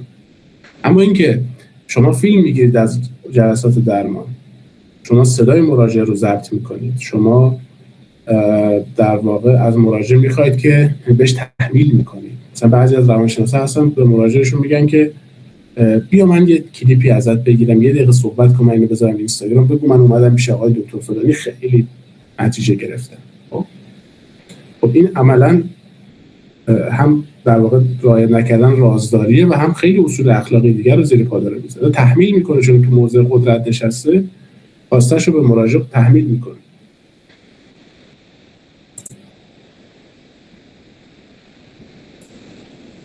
آره ببینید من یه بحثی داشتم میکردم همین هفته بود با یه دوستی که ایشون معتقد بود برای اینکه ما یه چیزی رو نقد کنیم بعد همه چیز اون رو خونده باشیم. مثلا ما اگه بخوایم مثلا نظریه مارکس رو نقد بکنیم بعد همه کتاب‌های مارکس رو بریم بخونیم، این خیلی حرف غلطیه بچه‌ها. اصلا همچین چیزی نیست. شما برای اینکه بتونید روانکاوی رو نقد کنید بعد برید همه روانکاوی رو بخونید، کل کتابا رو. اصلا همچین چیزی درست نیست. یعنی مراقب باشید که اینجوری شما رو به دام نندازن. وقتی یک خطای بنیادینی، یک پیش‌فرض بسیار بسیار غلطی در یک نظریه هست که اصلا نیاز نیست شما بدون نظریه رو بخونید، به راحتی میتونید اعلام بکنید. یا اینکه بهتون گفتم تو جلسه پیش، یک مثلا فردی اومده میگه من یک روش درمانی دارم که خیلی کار میکنه، خب بعد شما بهش میگید رو نشون بده به ما، شواهدی به ما ارائه بکن، توضیحاتی به ما ارائه کن، ما قانع بشیم. میگه نه، نمیتونه، یعنی بار اثبات رو نمیتونه به دوش بکشه و شما رو قانع کنه. خب شما بدون اینکه اصلا بخواید چک و چونه بزنید و اصلا ببینید چی میگه، میتونید در واقع نادیدش بگیرید و به عنوان یک چیزی که اصلا نمیدونید درست یا غلطه بذاریدش کنار. یعنی حداقل اینه که من نمیدونم مثلا این راست میگه یا دروغ میگه، بذاریدش کنار. اگر یک ادعایی اثبات نشده، برای رد کردنش شما نیاز به شواهد یا دلیل ندارید. اگر چیزی دلیل و شواهد محکمی نداره، شما برای رد کردنش نیاز به دلیل و شواهد ندارید. شما میتونید بدون هیچ دلیل و شواهدی بذاریدش کنار تا وقتی که اون دلایل و شواهدی رو بیاره که قانع کننده باشه. خب رازداری رو گفتم. ببینید تو یک سری موارد مثلا رازداری نقض میشه. اینکه شما مثلا یک قاتل سریالی هستید که مثلا دارید اونجا در مورد قتلاتون توضیح میدید، اون روانشناس ممکنه اون لحظه بلندش زنگ بزنه به پلیس خب این طبیعیه دیگه، چون مسئولیت داره براش اگه این کار نکنه. مثلا یک فردی که کودک آزار هست و داره بچه‌ها رو آزار میده و مثلا بعد جلسه اون روانشناس این اطلاعات رو در اختیار پلیس بذاره، خب این خیلی طبیعیه، یعنی اصلا نقض رازداری نیست. چون میدونید رازداری یه چیزی یک اصل صرفا فردی نیست دیگه، یک بحث اجتماعی هم هست. یعنی یک فردی که داره مثلا بچه خودش رو هر روز کتک میزنه، مثلا تجاوز جنسی بهش میکنه، ما اگر این رو نادیده بگیریم در واقع یک ظلم خیلی خیلی بزرگتری در حق اون بچه یا بچهای دیگه کردیم. حالا نمیتونیم اینجا بگیم که به خاطر اصل رازداری مثلا من این رو برملا نمیکنم. مورد بعدی رضایت آگاهانه است. این که توضیح میده، این که شفافه، این که روش درمانیش رو توضیح میده، اهدافش رو توضیح میده، با شما به اشتراک میذاره کارهایی که میخواد بکنه رو، از شما نظر میپرسه، یک طرفه دائم تحمیل نمیکنه چیزی رو به شما و شما با آگاهی وارد درمان میشید. آگاهانه جلساتتون رو مثلا نمیگه که برو یه 3 جلسه رزرو بکن مثلا دیگه خیالت هم راحت بشه و فلان. روانشناس حرفه‌ای به شما هیچ وقت اینو نمیگه. به جلسه بعدی رو حالا در خدمتت باشیم ان شاءالله مثلا بیا و همچین چیزی به شما نمیگه روانشناس حرفه‌ای. شما خودتون باید برید جلسات رو رزرو کنید. دنبال شما نمیدوه. یکی دیگه از موارد مرزهای، من نمیدونم چرا این عکس رو گذاشتم اینجا، مرزهای حرفه‌ای هست. این که ببینید رابطه حرفه‌ای با رابطه دوستی و مالی و نمیدونم بریم یه شرکتی هست اونجا با هم دیگه شریک بشیم و اینا در واقع نباید خلط بشه دیگه. حالا روابط جنسی و اینا دیگه سوء استفاده عاطفی دیگه بماند، اونا دیگه جرم و جنایته. خب اینکه شما از کسی سوء استفاده عاطفی بکنید و اذیت و آزارش بکنید و اینا دیگه. من شنیدم که یک روانشناسی که هیپنوتیزور خودش رو معرفی میکرده گفته که من مثلا با هیپنوتیزم مثلا این اضطراب اگزیستانسیال تو رو میخوام درمان بکنم، یا این دردهای بدنی تو رو میخوام اوکی بکنم، یا خوابت رو مثلا میخوام درست بکنم. بعد این فرد رو برده در یک حالت هیپنوز، این چیزی که من شنیدم نمیدونم چقدر درست، و این رو دستکاری جنسی کرده، یعنی دستمالی جنسی کرده این خانم رو، این دختر مثلا خیلی جوون رو. و این دختر اون لحظه از حالا به خاطر اینکه در یک فضایی بوده روانش که نمیتونسته خیلی کاری بکنه، بعد که از جلسه خارج شده اصلا رفته پیش چندین درمانگر دیگه دارو گرفته و فلان که بتونه، چون اعتماد کرده بوده دیگه، در یک فضایی بوده که خودش رو سپرده بوده به دست این درمانگر. مثلا که شما میرید تو اتاق عمل مثلا انحراف بینی دارید، بیهوشتون میکنن و دیگه شما خودتون میسپرید به این درمانگر دیگه. یه جاهای اینجوریه واقعا. شما دیگه میگید من اطمینان کردم که دیگه ایشون میخواد چیکار بکنه وقتی من متوجه نیستم. هیپنوتیزم یادتون باشه که هیپنوتیزم یک متد درمانی نیست. هیپنوتیزم یک تکنیکه که در مورد هیپنوتیزم اینو هم بگم که هیپنوتیزم اتفاقا یک تکنیکیه که خیلی وقتا کار نمیکنه و کارهایی هم که با هیپنوتیزم میشه کرد، مثلا دردهای بدنی رو کاهش داد، یه ذره به مثلا مشکلات خواب کمک کرد، یه ذره به اضطراب کمک کرد و این قبیل کارها، اینا خیلی وقتا ریلپس میکنه. یعنی فرد بهبودی که احساس میکنه بهبود موقته و هیپنوتیزم اصلا نه تنها یک روش درمانی معتبر مثل CBT یا مثل تحواره نیست که بماند، حتی یه تکنیک خیلی معتبرم نیست. خیلی وقتا کار نمیکنه. خیلی بستگی داره به اینکه این فرد هیپنوتیزم پذیر هست یا نیست به افراد مختلف، و اینکه اون جایی هم که کار میکنه خیلی وقتا موقته کار کردش. و اینو برای اولین بارم زیگموند فروید خودش فهمید که خودش یک هیپنوتیزور خیلی قهاری هم بود، با جوزف بروئر کار میکردن. متوجه شد که نه، این خیلی در واقع اغراق شده و من چون خودش رو یک پزشک متعهد و حرفه‌ای میدونست گذاشتش کنار. خب شفافیت مالی رو گفتم، قوانین مربوط به کنسلی و تعداد جلسات و اینا خیلی مبهمه، خیلی به شما خیلی مشخص و روشنه، خیلی به شما عاملیت داده میشه، به شما اجازه داده میشه که شما بتونید اگه میخواید جلساتتون رو کنسل بکنید، اگه بخواید در مورد اون مسائلی که تو کلینیک هست توضیح بخواید. خب اینکه مثلا یک منشی کلینیک به شما میگه که شما باید از یک هفته پیش نوبتتون رو رزرو کنید و پول رو پرداخت کنید. خب شما میتونید بهش بگید چرا یک هفته مثلا. معمولا چیزی که رایجه اینه که 24 ساعت، دیگه نهایتا 48 ساعت قبل از جلسه من رزرو میکنم تا این من چون جلسات روان طولانیه، مثل کلینیک‌های پزشکی نیست که 30 نفر 20 نفر اونجا بشینن و این مریض نیامد اون مریض بره داخل، اینجوری نیست. تایم‌ها طولانیه، 1 ساعت 1 ساعت و نیم مثلا زمانه و اگه بخواد یه نفر نیاد اون تایم دیگه کسی نیست، مراجعی نیست، اون روانشناس فیل میشه وقتش. خب ولی اینها به این معنی نیست که اونها حق دارن تحمیل بکنن هر چیزی رو به شما. شما باید این پرسشگری رو داشته باشید. من میدونم که تو فرهنگ ما رو پرسشگر بار نیاوردن. ببینید پرسشگری با رکیک بودن و با بددهن بودن و بی احترامی کردن و بی ادب بودن یکی نیست. چون خیلی از افرادی که اضطراب اجتماعی ممکنه داشته باشن، ممکنه خیلی پرسشگر خوبی نباشن، وقتی که میخوان تمرین بکنن پرسشگری رو یهو میزنن به در بی ادبی و داد و بیداد کردن و تند حرف زدن. خیلی مهمه که شما اون وسط باشید، یعنی یک پرسشگر مؤدب باشید. خب این موارد رو هم گفتم، این که مراجع رو نمیترسونه، شرم بهش نمیده، تحقیرش نمیکنه، اقتدار خودش رو در واقع تحمیل نمیکنه، از موضع قدرت مسائل رو تحمیل نمیکنه به مراجع. خود درمانگر نظارت و آموزش مداوم داره، یعنی خود درمانگر خودش تراپی میره، سوپرویژن میگیره، مطالعه میکنه. شما متوجه میشید که یک روانشناس دانشش به روز هست یا نیست. وقتی که میگم شما باید در واقع سواد سلامت روانتون رو ببرید بالا، به خاطر همینه که شما متوجه بشید که وقتی یک روانشناسی داره در مورد روانکاوی کلاسیک صحبت میکنه و شما رو میخوابونه روی تخت و به شما میگه که شما باید متوجه بشید که این روانشناس دانشش به روز نیست.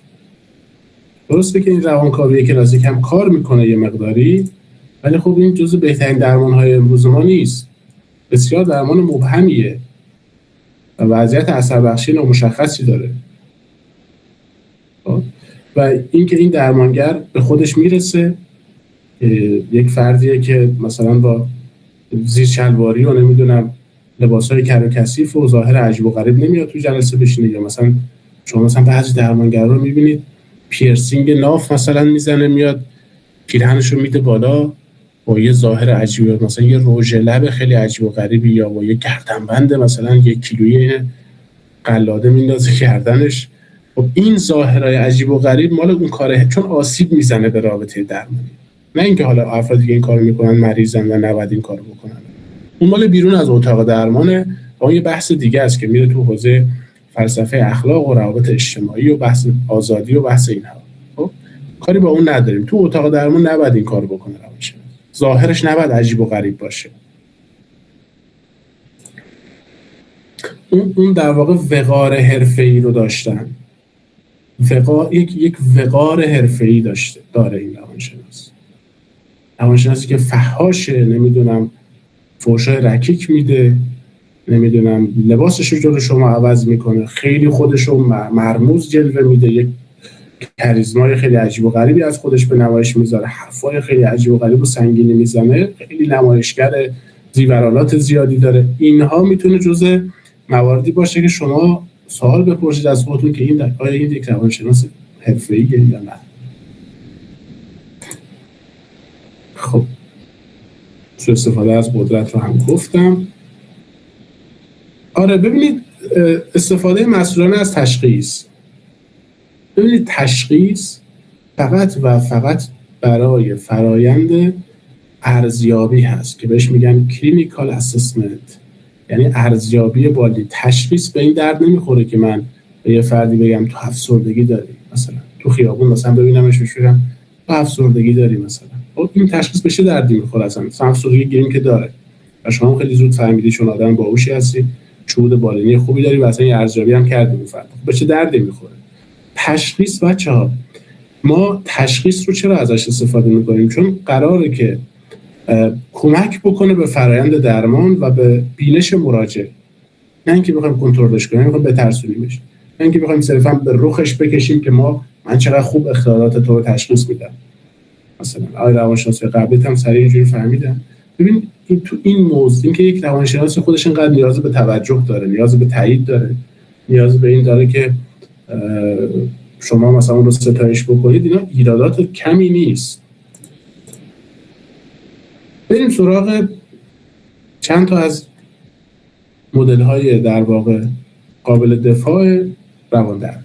خب یکی از اونها قطعاً CBT هست، Cognitive Behavioral Therapy، که بهش رفتار درمانی شناختی یا درمان شناختی رفتاری میگن، ترجمه میکنن به این دو شکل.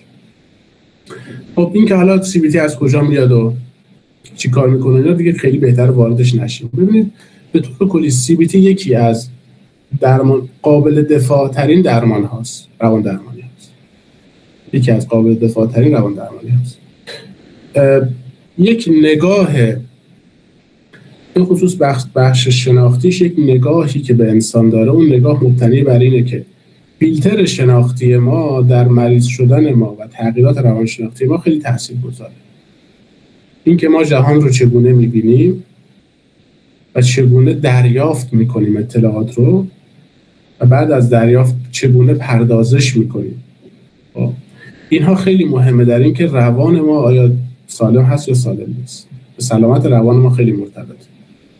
و رفتار درمانی رو هم خودتون میدونید، در واقع CBT یک ترکیبی از رفتار درمانی و شناخت درمانی، یک ترکیب منظم و خوبی هست که توی مثلا افسردگی، اضطراب و به خصوص اختلالاتی که در واقع مبتنی بر اضطراب و استرس هستن، فوبیاها، حتی اختلالات مربوط به خوردن و اختلالاتی که در واقع تو حوزه حتی وسواس هستن، مثلا به وسواس ها هم CBT پاسخ خوبی میده.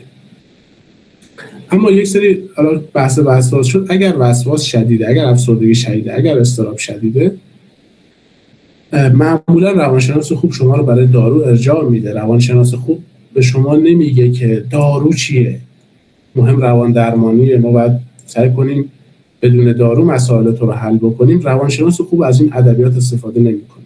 روانشناس حرفه‌ای در واقع تو سر دارو درمانی نمیزنه. دارو درمانی خیلی چیز مهمیه. یه روانشناس حرفه‌ای میدونه که داروها چه مکانیزم اثری دارن. درمان بعدی درمان بین فردی هست که در واقع این درمان فوکسش روی در واقع روابط بین فردی، این که خیلی نگاهش این شکلی که الگوهای بین فردی، روابط بین فردی با مشکلات روانی مرتبطه. این هم جزو درمان‌های قابل دفاع هست. یه درمان دیگه EFT هست یا همون درمان مبتنی بر، حالا احساس غلطه اینجا، هیجان، ایموشن، در واقع ایموشن احساسی است. توی روانشناسی ایموشن و در واقع فیلینگ و سنس و پرسپشن و سنسیشن و افکت و اینا همه با هم فرق میکنه. اینا ممکنه همشون احساس هم ترجمه بشه ولی اینا با هم فرق میکنه معانیشون. خب EFT هم جزء، البته من گفتم توی EFT یک سری تکنیک های شبه علمی وجود داره، مثلا همون تپینگ کردن که بهتون توضیح دادم درس قبل، اونا شبه علمیه، اونا اصلا هیچ پایه و اساسی نداره.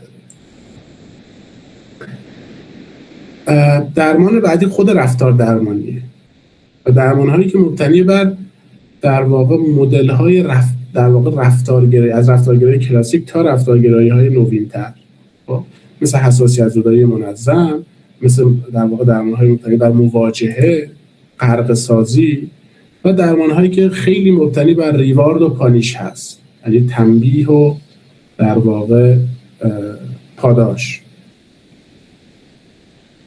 اینها هم جزء درمان های قابل دفاع هستند. اگه شما رفتید مثلا اختلال پنیک داشتید، رفتید پیش یک روانشناس، دیدید از تکنیک‌های رفتار درمانی داره استفاده می‌کنه، یا مثلا شما فوبیای حیوان داشتید، دیدید داره از حساسیت زدایی منظم استفاده می‌کنه، آروم آروم شما رو به این حیوان نزدیک می‌کنه، مثلا میگه اول تصویر سازی ذهنی بکن، بعد حیوان رو مثلا یک عروسکی یا یک ماکتی ازش میاره، بعد خود حیوان رو میاره و به صورت منظم شما رو با اون روبرو میکنه. اینا مواردی هست که در واقع قابل توجیه علمیه. یعنی اینکه شما باید شکاک باشی، شکاک بودن بدون داشتن سواد به درد نمیخوره. بهتره که شما یه سوادی هم داشته باشید و بدونید که نه، یک سری چیزا هست که ممکنه من متوجه نشم اثر بخشیش رو، که آیا اثر بخش هست یا نیست، ممکنه ذره حتی عجیب باشه ولی اثر بخش باشه. یعنی شکاکیت به معنی بدبینی نیست. شکاکیت با بدبینی فرق میکنه. شما بدبین نیستید نسبت به آدم‌ها، نسبت به رویکردهای درمانی. شما یک شکاکیت علمی دارید چون براتون مهمه سلامت روانی.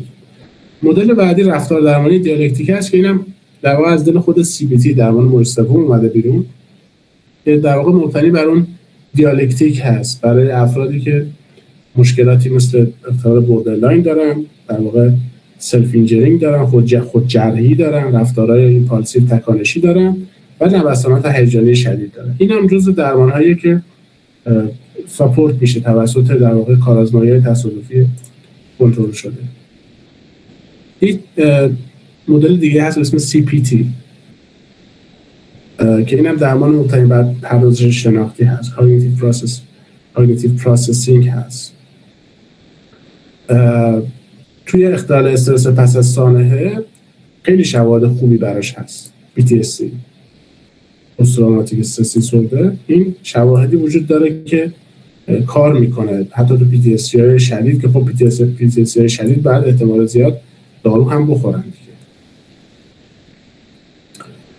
درمان فراشناختی یا MCT، متاکاگنیتیو تراپی، این هم جزو درمانایی که آقای آدریان ولز استاد دانشگاه هست توی میکنم انگلستان کار کرده، تقریبا 20 خورده ساله که داره روی این درمان کار میکنه و این هم درمان موجهی هست و شواهد علمی پشتش هست.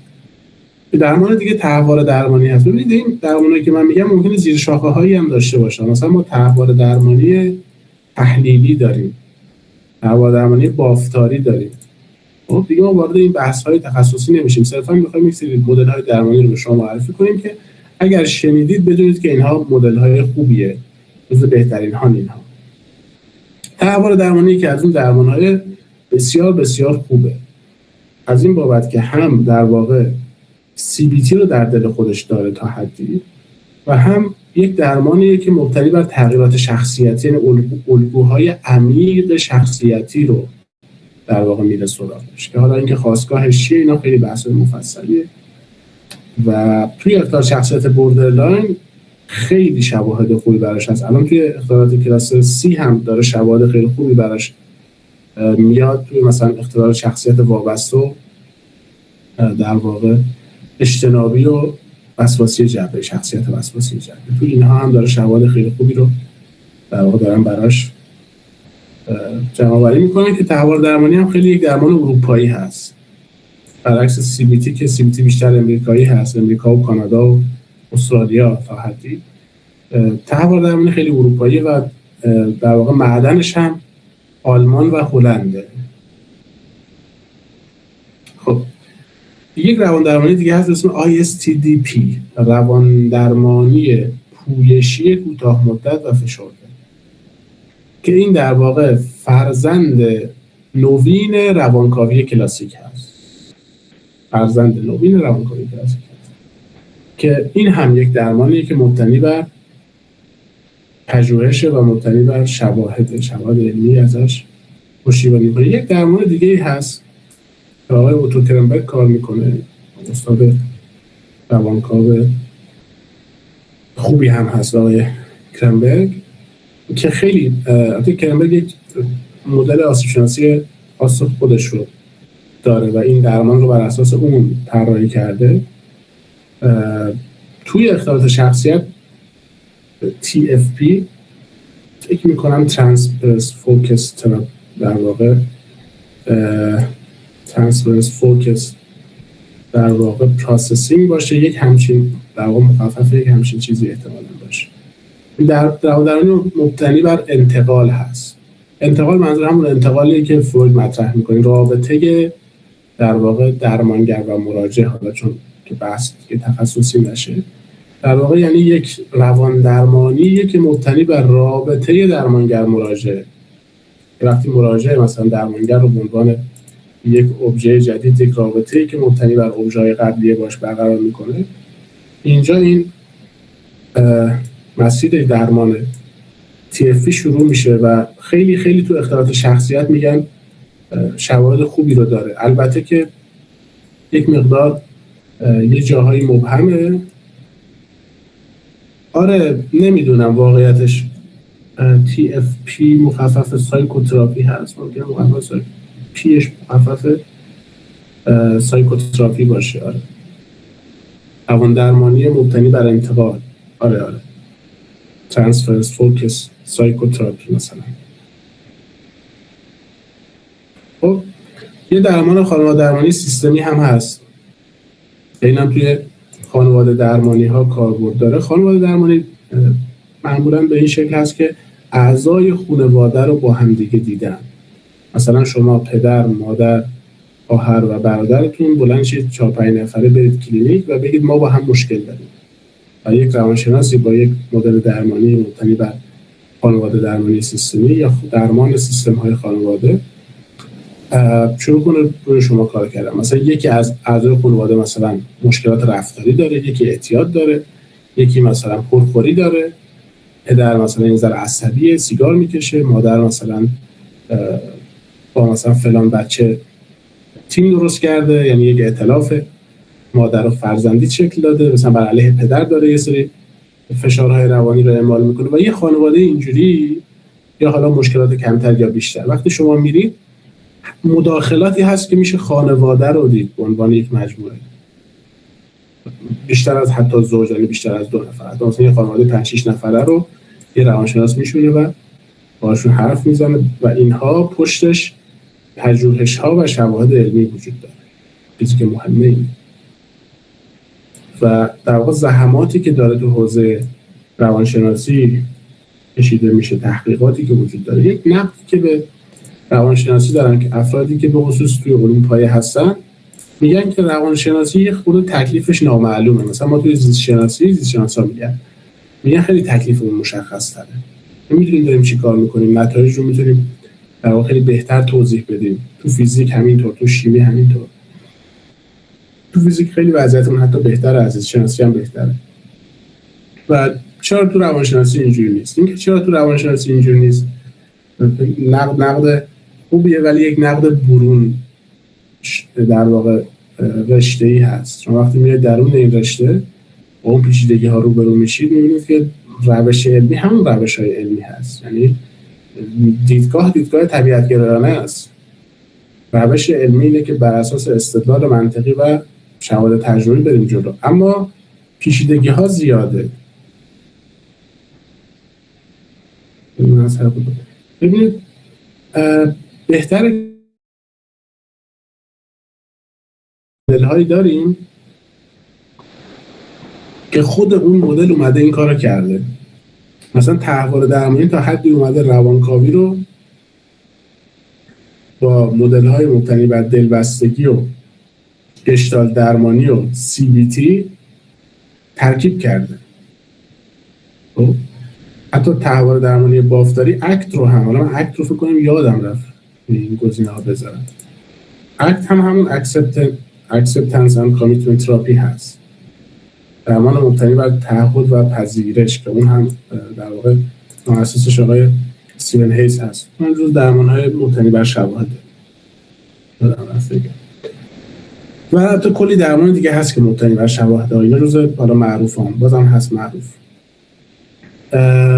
بهتره که یک روانشناس 1-2 مدل رو ازش استفاده بکنه و مثلا من خودم معمولا از طرحواره استفاده میکنم و CBT، چون اینها شبیه برادرن، یعنی تو یک مسیرن، خیلی شبیه به هم دیگه از سری قسمتاش.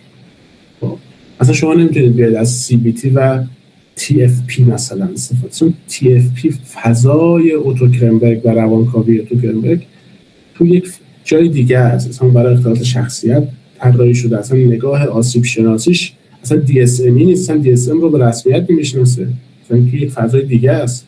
کتاب راهنمای تشخیصشون یک کتاب دیگه است. من کتاب رو هم دارم که فایل هایی توی گوشی.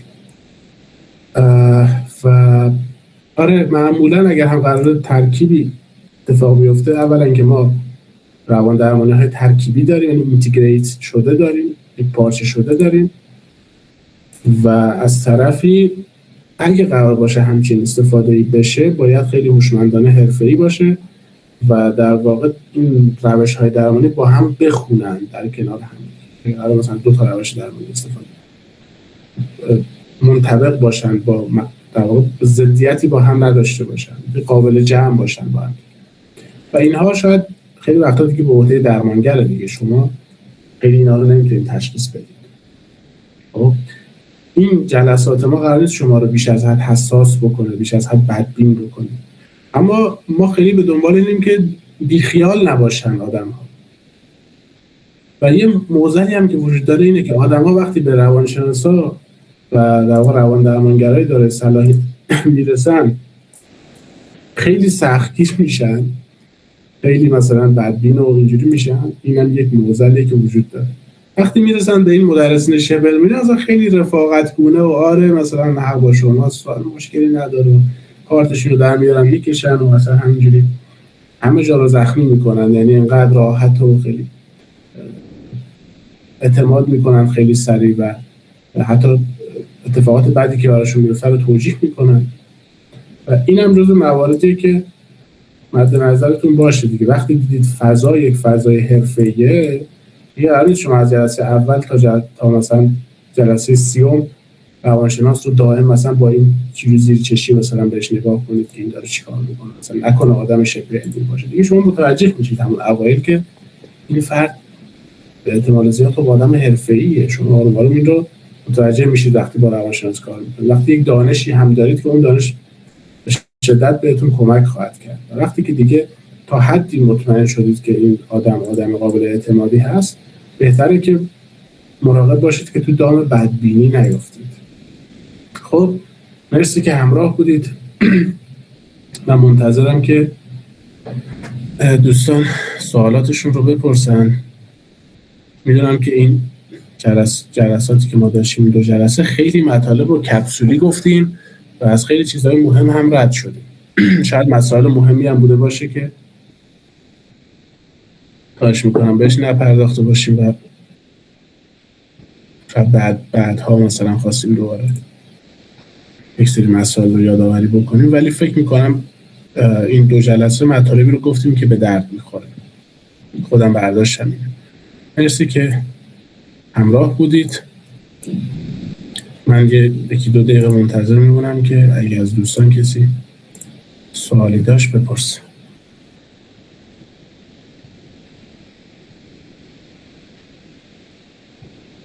مرسی از شما. واقعیت درمانی رو گفته یکی از زمین. واقعیت درمانی خیلی شواهد قوی نداره. یعنی میدونید منظورم از این که خیلی شواهد قوی نداره یعنی ادعایی که میکنه رو نمیتونه ساپورت بکنه. واقعیت درمانی جزء درمانهایی هست که در واقع خیلی تلاش میکنه که از اون فضای پزشکی و روان پزشکی فاصله بگیره و ادعاهایی میکنه که این ادعاها به نظر من و پژوهش‌های علمی که شده شواهد علمی خوبی براش نیست. جزء درمان‌هاییه که خیلی شاید بهش نشه اصلا گفت روان درمانی. بیشتر شبیه به یک کانسلینگ هست، یک مشاوره هست. اما خب اینجوری هم نیست که یک درمان شبه علمی باشه. درمان شبه علمی نیست. اما من اگه یادتون باشه تو جلسه قبلی بهتون گفتم کجا ما میفهمیم شبه علم وجود داره؟ یعنی ادعایی که ساپورت نمیشه به هیچ وجه. یعنی فردی که ادعایی میکنه که هیچ شواهدی براش نداره. ممکنه برای ادعای کوچکتری که بکنه شواهد داشته باشه، ولی برای این ادعایی که میکنه شواهدی نداره. خب حالا توی واقعیت ادعاهایی که میشه شواهد براش وجود داره، ولی شواهد خیلی قوی نیست، یعنی ساپورت نمیکنه اون ادعا. اینکه خیلی یک سری افراد این رو بولد میکنن این روش درمانی رو، من چیزی که اطلاع دارم اینه که تو دنیا خیلی جدی محسوبش نمیکنن عنوان یک روش درمانی جدی. خب مرسی بابت سوالتون.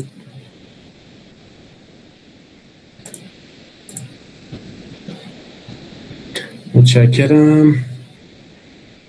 آره اگر شما واقعیت درمانگر هستید یا واقعیت درمانی میخواید کار بکنید، بهتره که بدونید دیگه، یعنی شفاف باشه. یک مسئله قرار نیست که ما سر همدیگه رو کلاه بذاریم. مثلا من بیام به شما بگم که شما اگر واقعیت درمانی رو یاد بگیرید میتونید وسواس رو درمان بکنید، اما واقعیت درمانی خیلی وقتا حتی وسواس رو یه ذره هم نمیتونید بهتر بکنید و اون اتفاقاتی که میفته خیلی وقتا اثر پلاسیبو هست، اثر انتظاره، اثر کاریزمای درمانگره، چون پژوهش‌ها داره اینو نشون میده. این پژوهش‌ها نشون میده که خیلی این ادعاهایی که میکنه رو نمیتونه ساپورت بکنه. یافته‌های جدید رو از چه مرجعی دنبال بکنیم؟ خیلی این سوال کلیه. من حالا یه چیزی میگم، امیدوارم که دوست عزیز محمد رضا ناراحت نشه. رو ازش پرسیده بودن که برای اینکه در واقع سالم باشیم چیکار بکنیم، گفته بود که باید سالم زندگی بکنیم. خب یعنی وقتی سوال خیلی کلی باشه نمیشه خیلی بهش پاسخ داد. ببینیم که منابع در واقع جدید رو چطور پیدا بکنیم. این خیلی وظیفه شما نیست. اگر شما خودتون روانشناس هستید یا روانپزشک هستید، خب سایت هایی هست که میتونید اونجا چک بکنید که در واقع منابع جدید چی هست، منابع علمی رو در واقع چجوری پیدا بکنید. آره الان بهتون اون سوال رو پاسخ میدم. ببینید، اما اگر شما یک فرد در واقع غیر متخصص هستید که میخواید متوجه باشید که اتفاقات جدیدی که میفته تو دنیای روانشناسی چیه، چون من سوال شما رو دقیق نمیدونم، صرفا دارم حدس میزنم که سوالتون چیه. خب میتونید یک سری افراد مطمئن رو پیدا بکنید یا کتاب هایی که در واقع یا سایت هایی که در واقع سایت های معتبری هستن که اونجا اطلاعاتی رو برای شما به اشتراک بذاره که به شما توضیح بده که مثلا تو دنیای روانشناسی چه اتفاقات جدیدی داره میفته. خب این چیزایی وجود داره. توی کانال تلگرام توی گروه پیام بذارید لطفاً که من براتون لینک یا اطلاعاتی که مرتبط هست رو بذارم، چون این توضیح اگه بخوام من مثلا چیزی الان بگم شما خیلی شاید به درتون الان نخوره، ولی اگه بخوام آدرس دقیقی بهتون بدم قطعا اونجا بیشتر به کارتون میاد. امکان دارم برای فهمیدن کجا میتونم مطالعه کنم. ببینید خیلی راحت میشه این کارو کرد خانم بابایی. ببینید شما میتونید برید سرچ بکنید توی مثلا گوگل اسکالر در واقع متا آنالیز هایی که در مورد واقعیت درمانی وجود داره و باز هم این کاریه که شاید توسط یک متخصص اگر انجام بشه خیلی بهتر، ولی میتونید نتایج رو برید ببینید، نتایج پژوهش‌های جدی. چون ببینید ما برای در واقع مرتازهای هندی و فالگیرا و عرفان حلقه‌ای ها هم پژوهش دارن ها بابت کارهایی که میکنن. یعنی پژوهش‌هایی رو چاپ کردن که نشون بدن این کارهایی که ما میکنیم اثرگذاره. اما شاید یه متخصص بعد بیاد اون روش آماریشون، اندازه اثری که ارائه میدن، اون پرشی که از مقدمه به نتیجه میکنن، روش پژوهشیشون، اونا رو بیاد بسنجه و ببینه که و اعتباری که اون مجله داره اینها رو بسنجه. اینا دیگه شاید خیلی کار آدم غیر متخصص نیست. اما اجماع کلی بر سر واقعیت درمانی به طور کلی اینه که خیلی از ادعاهایی که میکنه تا اون جایی که ادعا میکنه نمیتونه ساپورت بکنه و بیش از اون که به یک روان درمانی بشه اون رو در واقع تشبیه کرد، بیشتر به یک مشاوره، در واقع یک مشاوره سبک زندگی که کمک میکنه البته به افراد، یه جاهایی هم اثرات درمانی میتونه داشته باشه و داره. چرا از طرف سازمان نظام روانشناسی هیچ برخوردی به افرادی که منظور اینه که افرادی که متخلفن نمیشه؟ برخورد که میشه. ببینید اینجوری هم نیست که هیچ برخوردی نشه، ولی چون که ما یک سیستم منظم و بروز رسانی شده نداریم خیلی سخته پیدا کردن این افراد متخلف. خب منظور من از سیستم چیه؟ ببینید سازمان نظام روانشناسی قرار نیست بیاد بگرده تو اتاقای درمان ببینه کدوم درمانگر داره با مراجعش چیکار میکنه، کدوم پیج داره چی میذاره، کی داره چیکار میکنه. یک سیستمی باید وجود داشته باشه، از آموزش عمومی گرفته پرسشگری، یاد دادن به چون شما نمیتونید سازمان نظام روانشناسی بیاد تو اتاق درمان یک درمانگر ببینه این داره چیکار میکنه. خب این مراجعه که باید بدونه، این روانشناسای دیگه‌ای که تو اون کلینیکن بعد اگه مورد مشکوک دیدن رو بدونن و گزارش بدن. میدونید یک سیستمی باید وجود داشته باشه. خب توی مراحل در واقع صلاحیت دادن به افراد، آزمون‌هایی که افراد میدن، مدارک دانشگاهیشون، تست‌های شخصیتی و مصاحبه‌هایی که باهاشون میشه برای گرفتن پروانه، یک سیستم در واقع یک بعدی نیست، از ابعاد مختلفی میاد که اون آسیب رو به حداقل برسونه. اما تو کشور ما خوب اینجوری نیست. مثلا شما اگر اطلاع بدید به بازرسی سازمان نظام روانشناسی که فلان روانشناس فلان کارو کرده، خب میاد پیگیری میکنه. خب ولی سیستم وجود نداره. یک سیستم خیلی مسلط. شما الان اگه جرأت دارید برید توی امریکا و وقتی روانشناس نیستید به عنوان روانشناس فعالیت بکنید توی فضای مجازی، راحتی شما رو پیدا میکنن. راحتی. آره یه دوستی از من پرسیده بود که آیا دکتر هولاکویی روانشناس حرفه‌ای هست یا نیست. ببینید دکتر هولاکویی یک چهره آکادمیک هست، یعنی دکترای جامعه شناسی داره، 2 تا فوق لیسانس روانشناسی داره و در واقع لایسنس فامیلی تراپی هم داره اگر اشتباه نکنم توی لس آنجلس. از سالها اونجا خانواده درمانگر بوده، کار زوج درمانی و درمان انجام میداده. اما به نظر میرسه که خب کاری که ایشون توی رادیو انجام میدن کار حرفه‌ای نیست، یعنی مطابق با اخلاق حرفه‌ای و حتی اون روشی که برای مشاوره استفاده میکنن که با یک ادبیات مبتنی بر استدلال منطقی و در واقع بلیمینگ کردن، سرزنش کردن، قضاوت کردن و ایراد گرفتن و در واقع فشارهای شناختی آوردن به افراد، اینها روش‌هایی که ایراد داره. اینها روش‌های درستی نیست. یه سریشون قدیمیه، مثلا آلبرت الیس تو درمان عقلانی هیجانیش گاهن از اینها استفاده می‌کرد. یعنی مثلا وارد یک بحث منطقی میشد با مراجع رو به خاک و خون می‌کشید که چرا تو اینجوری فکر می‌کنی؟ دلایلت برای این چیه؟ خب اما خب دنیای امروز دیگه اینها رو نمیپذیره. یعنی اینا هیچ شواهد خوبی براشون نیست که با این روش ها میشه تغییری در فرد ایجاد کرد، چه روان درمانی بلند مدت چه حتی مشاوره جلسه‌ای، فرقی نمیکنه. و اما خب سمینارهای آموزشیشون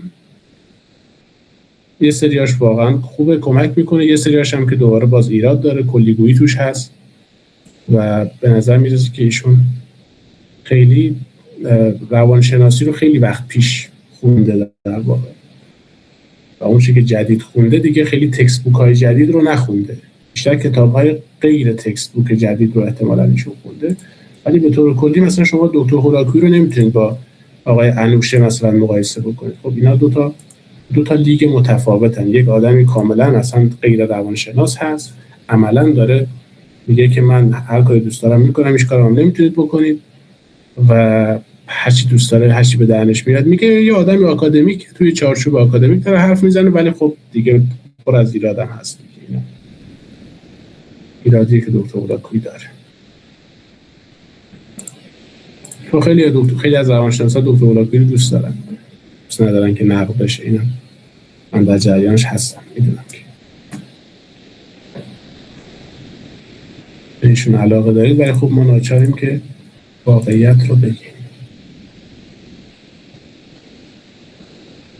آره ببینید نه اونجوری هم نیست که مثلا افرادی که میرن تو سمینارهای دکتر هولاکویی من منظورم برای دکتر هولاکویی هست خیلی اثرات بدی داره، من خیلی اینجوری نیست. ولی چون یه خوبی که ایشون داره اینه که دائما افراد رو پیشنهاد بهشون میده که مراجعه بکنید به یک آدم متخصص. یکی از خوبیایی که ایشون داره همین. یکی دیگه از خوبیایی که داره مثلا اینه که از خرافات و شبه علم تلاش میکنه که خرافاتایی که خیلی مشخصه مثلا توضیح بده و آگاه سازی اجتماعی بکنه از یک سری از در واقع رنج هایی که افراد به خاطر ناآگاهیشون توی جامعه درگیرش هستن افراد رو رها بکنه. ولی خودش هم خیلی از این ایرادات اینجوری داره. این که مثلا یک کلیپی من دیده بودم میگفت که چرا این مقایسه از کجا میاد؟ آدم‌ها خودش ما می‌دونیم که اصلا مقایسه یک ویژگی تکاملی روان انسانه. آدم‌ها رو به خاطر اینکه خودشون رو مقایسه میکنن نباید بهشون احساس گناه بدیم. آره این کودک درون و در واقع قدرت فکر و چاکرا و اینا واقعا مضره. یعنی اینا عین سم توی جامعه و اصلا سازمان نظام روانشناسی وقتی که برای اینها کاری نمیکنه یعنی هیچ احترام و ارزشی برای روان انسان قائل نیست. اگر یک جلسه این اتفاقی مثلا تو کشور ما یک بار یک فردی دوره‌های آموزشی برای مدیریت هیجان برای افراد همجنسگرا برگزار کرده بود، سازمان نظام روانشناسی جمعش کرد و جلسه دوم فکر کنم نذاش بکشه اصلا. خیلی از این افرادی که تو فضای مجازی خیلی فالوورهای زیادی دارن، اساتید روانشناسی و روانپزشکی هستن و خیلی هم پول دارن در میارن، این در واقع ماشین دارن پول پارو میکنن و میبرن از همین هیته، هیچی در مورد این نگفتن. یعنی خیلی عجیبه که ما در کتاب DSM به صورت مشخص همجنسگرایی رو یک وریشن میدونیم، یک تنوع میده. همجنسگرایی به عنوان یک مسئله پاتولوژیکال نمیدونیم، مسئله بیمارگونه نمیدونیم و این رو هر دانشجوی روانشناسی ترم یکی میدونه. اینکه چه بحث‌هایی به صورت فلسفی روی این هست کاری نداریم، ما نتیجه رو میگیم. ممکنه یه سری مناقشات و اختلافاتی باشه در سطح مرزهای در واقع فلسفه روانپزشکی و روانشناسی، ما کاری به اون نداریم. اون چیزی که به ما گفتن اینه که چیزی که اخلاقی و درسته و تا الان ما میدونیم اینه که ما همجنسگرایی به عنوان یک مسئله اخلاقی، یک فردی مشکل اخلاقی داره یا بیماری داره تلقی نمی‌کنه. اون یک تنوع و یک در واقع اقلیتی هم هست. یعنی لحاظ استاتیستیکال آماری ابنورمالیتی به این معنی که در اقلیت هستن اینا. این هیچ وقت هم نترسید 100% جامعه رو نمیگیرن. این ترسا رو من نمیدونم آدم‌ها از کجا میارن، فکر می‌کنن همجنسگرا قرار کل جامعه رو بگیرن، یه مثلا همه همجنسگرا دارن زیاد میشن و این حرفا. اینا حرفای درستی نیست. و بله سازمان نظام روانشناسی ما بلده که اونجا رو بره ببنده و اون روانشناس رو در واقع چیز بکنه، چی بهش میگن، مورد محاکمه قرار بده، ولی بلد نیست که بره مثلا توی این جلسات چاکرا و که میبرن دراز میکنن آدما رو یا میشونن آدما گریه میکنن و میزنن تو سر کلهشون، اینا رو بلد نیست بره مداخله بکنه. این هم بالاخره دیگه جزء دردهایی که تو کشور ما وجود داره دیگه. امیدواریم که یه روز این مسائل درست بشه.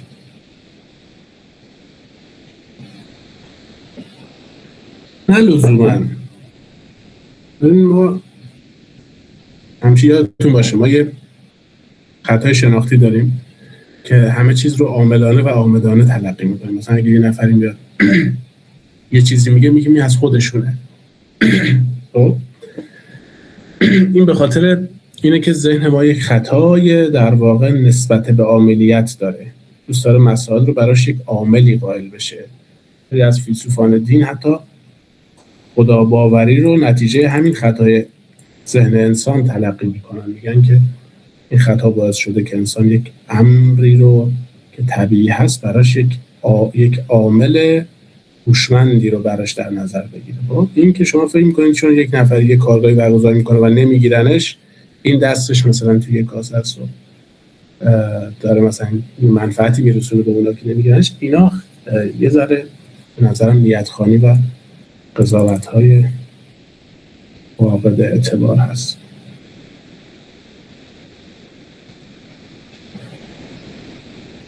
بله درست. بله خیلی خیلی واضح دارن کلاهبرداری میکنن دیگه، یعنی دیگه از این واضح تر نمیشه. یعنی خیلی واضح دارن میان جلوی دوربین مثلا یه آدمی میگن بیا پولاتو به من بده، مثلا خیلی واضحه که از این واضح تر نمیشه دزدی کرد.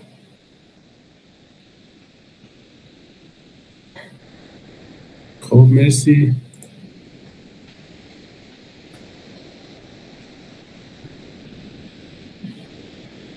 خب بچه ها مراقب خودتون باشید. مرسی که اومدید و کنار ما بودید.